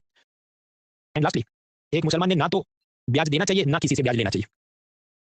आपके ऐसा क्यों लिखा होगा, क्योंकि आप समझो पुराने समय में जब समाज में ज्यादातर लोग गरीब थे, कुछ लोगों के पास ही संपन्न थे, अब वो लोग भी ऐसा सब लोन में मैं पैसा दूंगा, शॉप साहूकार बन जाऊंगा, ऐसा करे तो सब एक दूसरे का शोषण करेंगे, वो नहीं करे, इसलिए ये बोल दिया कि किसी को ब्याज देना भी नहीं लेना भी नहीं, आप लोन में पैसा दे दो पर ब्याज मत दो। आपको लगे किसी को लोन में दो पर ब्याज मत लो। अब यहाँ से प्रॉब्लम शुरू होती है कि अगर इस्लाम में इंटरेस्ट लेना देना मना है तो फिर तो बैंक में वो पैसा रख नहीं सकते, बैंक से लोन ले नहीं सकते, तो क्या किया जाए। तो उसका उन्होंने एक सिस्टम अलग बना दिया। देखिए नॉर्मली क्या होता है, आपके मुझे एक कार के लिए लोन लेना है और सामने कुछ पब्लिक ने लाख रुपए डिपॉजिट किए हैं, तो पैसा डिपॉजिट में आता, लोन में जाता, जिसने लोन लिया है कार ओनर वो प्रिंसिपल और इंटरेस्ट वापस करता, और सामने स्टेट बैंक उस डिपॉजिटर को प्रिंसिपल और सेविंग्स का इंटरेस्ट वापस करता। लेकिन इस्लाम में बोला गया कि ये सब तो हराम है, तो उन्होंने सॉल्यूशन ये निकाला कि देखो ये भाई साहब को कार लेनी है लाख रुपए की और लोन पे लेनी है, तो लोन का कुछ तो ब्याज बनता है, सपोज 20,000। तो बैंकर जब ये क्लाइंट बैंक के पास आएगा, मुझे कार खरीदनी है, बैंकर खुद से कार खरीद लेगा 1 लाख रुपए की और इसको बेच भी देगा 1.20 में, लेकिन वो क्या कहेगा, ये तो मैंने आपको प्राइस प्लस प्रॉफिट के हिसाब से बेचा है, तो इंटरेस्ट नहीं है, तो इस्लाम के मुताबिक हराम नहीं है। और सामने बैंकर 1 लाख रुपए की तरह से लाया, तो उसने दूसरे लोगों से डिपॉजिट में पैसा लिया। देन व्हाट विल हैपन, ये भाई साहब 1,20,000 चुकाएंगे इंस्टॉलमेंट में, पर वो क्या, ये तो मैं कार का प्राइस चुका रहा हूँ, लोन नहीं लिया मैंने, और उसमें से 20,000 प्रॉफिट जो हुआ उसमें से कुछ डिपॉजिटर को मिलेगा, तो डिपॉजिटर भी क्या, ये तो हमने जो कार में इन्वेस्ट किया था उसका हमें प्रॉफिट मिला, ये इंटरेस्ट नहीं है। तो इस्लामिक बैंकिंग में इस प्रकार से मॉडिफाइड तरीके से एग्रीमेंट्स में सब लिखा जाता है। तो इजारा, मुरबहा, मुशारका ऐसे सब वर्ड्स होते हैं, उसमें बात यही होती है कि लोन का इंटरेस्ट वो नहीं बोलेंगे, वो कहेंगे ये तो रेंट है, प्रॉफिट में से शेयर है वगैरह, वो एक्जेक्टली काम कैसे करता है उसमें हम जाएंगे नहीं, सफिशिएंट कि वो टर्म्स चेंज कर देते हैं ताकि इस्लाम के कंप्लाइंट रहे। अब ये जो इस्लामिक बैंकिंग है इसको भारत में आरबीआई ने अलाउ नहीं किया है। केरला में कुछ लोगों ने ऐसा सब बनाया, फिर उसका कोर्ट में केस चला है, फिर आगे क्या हुआ उसकी पीएचडी हम करेंगे नहीं, हम सिर्फ इतना याद रखेंगे जो आरबीआई ने बोला है। आरबीआई ने ये कहा कोर्ट में, पहला कि भारत के अंदर जो बैंकिंग है वो सेक्युलर है, सभी धर्म के सभी लोगों के लिए है, तो धर्म विशेष की अलग हो नहीं सकती। दूसरा, जिसको भी लोन लेना है, देना है, डिपॉजिट करना है, नहीं करना, तो secular banking facility available. Second, ये जो इस्लामिक बैंकिंग सऊदी और बाकी देशों में, तो उसकी मदद से मनी लॉन्ड्रिंग मतलब ब्लैक का पैसा व्हाइट करना, टेरर फाइनेंस, ये सब में उसका मिसयूज हुआ, ऐसा सब इंटरनेशनल रिपोर्ट है। तो ये सब देखते हुए हमें इसे यहाँ लाने की कोई जरूरत है नहीं, जब सेक्युलर बैंक्स मतलब धर्मनिरपेक्ष सभी धर्म के लोगों के लिए बैंक भारत में अवेलेबल है, इसलिए आरबीआई ने अलाउ नहीं किया है। अब कुछ लोग कहेंगे नहीं लेकिन केरला में खोला है ना, तो वो मैंने आपको कल बताया, ब्यूटी पार्लर को ब्यूटी क्लिनिक हम कहें, मतलब मैं लेबल लगा दूं अपनी दुकान के बाहर, तो मैं ये नहीं कह सकता ना कि नेशनल मेडिकल कमीशन या मेडिकल काउंसिल ऑफ इंडिया ने मुझे लाइसेंस दिया है, ऐसी बात है। खैर, तो हमने ये जो बैंक एनबीएफसी देखे, उसे आप कह सकते हैं रेगुलेटेड है क्योंकि सेबी आरबीआई को रेगुलेट कर रहा है, फॉर्मल कह सकते हैं क्योंकि कागज में एग्रीमेंट में साइन करके पैसा लेना देना होता है। इसके बाहर जो होते हैं वो सब क्या है, ये शराब, साहूकार, मवाली टाइप के लोग, अनरेगुलेटेड है, इनफॉर्मल है, बिना कागजात के आपको लोन दिए जाते हैं, लेकिन फिर वो ज्यादा मारपीट और कुछ भी लूटपाट करके सब पैसा ले लेना ये सब करते हैं। जैसे अनरेगुलेटेड फाइनेंशियल इंटरमीडिएट्स, शराब, साहूकार वगैरह, तुरंत आपको लोन दे दे, डॉक्यूमेंट भी नहीं मांगे, लेकिन वो इंटरेस्ट रेट बहुत उसका कंपाउंड इंटरेस्ट रेट होता है, 36 का ब्याज वगैरह, स्ट्रॉन्ग आर्म रिकवरी टैक्टिक्स, मारपीट करके पैसा वसूल करे। आरबीआई इनको रेगुलेट नहीं करता, हालांकि स्टेट गवर्नमेंट ने इनके लिए कानून बनाए हैं कि ऐसा जो शराब, साहूकार का काम करता है उसने स्टेट गवर्नमेंट में रजिस्टर करना होगा और स्टेट गवर्नमेंट के कानून के हिसाब से उसने इतने से ज्यादा इंटरेस्ट चार्ज नहीं कर सकता वगैरह, लेकिन उसका खुलेआम वायलेशन हो रहा है, एटलीस्ट गुजरात में तो हो ही रहा है, क्योंकि गुजराती अखबार में रोज ऐसे 2-3 केस आते हैं, किसी ने लोन लिया था, मारपीट हुई, किसी ने सुसाइड कर लिया, इंक्लूडिंग कल परसों ही मैंने दिया, एक लेडी पुलिस कांस्टेबल थी, उसने अपने भाई को कुछ रिक्शा खरीदनी थी, कुछ उसके लिए ऐसे साहूकार से लोन लिया और उसका इतना ज्यादा मतलब 2 लाख का लोन पे वो 5-1 लाख भर चुकी, तब भी उसको परेशान कर रहे थे, डिस्पाइट द फैक्ट वो पुलिस कांस्टेबल खुद ही फंसे हैं। तो that is the sad reality. Anyways, अब यहाँ से क्या प्रश्न आ सकते हैं? प्रीलिम्स के तो ठीक है, वो तो हम देखेंगे और कल भी आपका टेस्ट आप और देखेंगे, हैंडआउट में भी दिया। मेंस में क्या आ सकता है? मेंस में इसका सीधा प्रश्न बनता नहीं है कि right the features of a payment bank या classification of the NBFC company, ऐसा थियरी या उस टाइप के प्रश्न यूपीएससी पूछती नहीं है जीएस के अंदर। 2013 से नए सिलेबस आया उसमें भी नहीं पूछती, 2013 से पहले भी था तब भी नहीं पूछती थी, तो ऐसी वो थियरी में जाते नहीं। इसको तो प्रश्न कैसा आ सकता है कि भारत में जीडीपी ग्रोथ और कैसे बढ़ाया जाए? अब बहुत सारे मुद्दे लिखेंगे जो हम पढ़ेंगे आगे, उसमें की as we have to increase the penetration of banks, उसी तरह इंक्लूसिव ग्रोथ कैसे लाया जाए, तो उसके लिए भी गरीबों को लोन मिले, ये सब होना चाहिए, इन्वेस्टमेंट और नॉन परफॉर्मिंग एसेट, तो कुछ ब्रॉडर कॉन्टेक्स्ट में इसको थोड़ा थोड़ा समझना है, अलग से इसका मीन्स का कुछ खास बनता है। हालांकि ये सब समझने के लिए NPA, financial inclusion, pillar 4 agriculture, pillar 6 human resource development, pillar 4 GDP, ये सब समझना है। प्रीलिम और मेंस दोनों का मैं ही पढ़ा रहा हूं, प्रीलिम्स का भी पढ़ रहे हैं, मेंस का 28 से पढ़ेंगे, वो सब पूरा सिस्टम मैंने आपको आगे बताया था पहले लेक्चर में। बस तो खेल खत्म। अब इसके बाद क्या होगा? अब इसके बाद कल क्लास नहीं है, क्योंकि कल इसी हैंडआउट की टेस्ट होगी, तो उसमें जो भी 40-50 क्वेश्चन होंगे उसे आप कंप्लीट करें। और कुछ लोग कहने मेरा तो हैंडआउट अभी पढ़ना बाकी है, नो प्रॉब्लम, पर मैंने उसको इधर ही लगा के रखा है, आप बाद में टेस्ट दे देना। उसके बाद रविवार को वापस मिलते हैं, तो पिलर 1BB2 मतलब ये bad loans, non performing assets, ये सब समझना है, वो रवि और सोम उसको समझेंगे। फिर उसकी सीधी टेस्ट होगी बुधवार को। पहले मैं ये करता था, मतलब ये करना पड़ता है फरवरी वाले कोर्स में कि गुरु शुक्र शनि रवि क्लास, तो 2-2 हैंडआउट हो जाएंगे और फिर बुधवार को 2 टेस्ट, तो फिर इंडाइजेशन, व्यक्ति परेशान हो जाए। ऐसा इसलिए करना पड़ता था क्योंकि फरवरी वाला कोर्स है, उसमें प्रेशर रहता है कि मई महीने में जल्दी जल्दी निपटाना है, प्रीलिम्स आ रही है, तो उसमें मैं रिस्क नहीं ले सकता कि फिर मैं बीच में बीमार हो गया, एक्सवाइजेड, तो नहीं, दौड़ाते रहो। अभी सुकून है, सुकून से हम लोग पढ़ रहे हैं, तो this is the best batch. 2 lecture में हैंडआउट कंप्लीट हुआ, उसकी टेस्ट, फिर वापस 2 लेक्चर उसकी टेस्ट। तो अपनी तरफ से I have tried to be more reasonable and accommodative compare to जो भी कोचिंग वाले अपना चलाते हैं डंडेबाजी में कि नहीं ये तो ऐसा ही है और ये करो वो करो। तो इसके भी बाद अगर किसी का बैकलॉग होता है तो उसके लिए आदमी खुद जिम्मेदार है। देखिए यूपीएससी पास करने के लिए मैंने आपको पहले भी बताया, बहुत कोई सुपर इंटेलिजेंट होना जरूरी नहीं, पंक्चुअल होना जरूरी है, मूड है नहीं है, पसंद है नहीं है, you have to study, you have to give test, तो इसको खत्म करिए, वरना ये बैकलॉग हो जाएगा। फिर बहुत सारे ऐसे लोग 15-20 लेक्चर देके फिर छोड़ देते हैं, फिर वापस फरवरी में आता है, अच्छा हमारा तो सब बाकी है, फिर वो वापस से फीस देके आ जाते हैं, हमको फिर से पढ़ाओ। You are only helping coaching वाला, you are not helping yourself, तो डोंट बी लाइक दैट।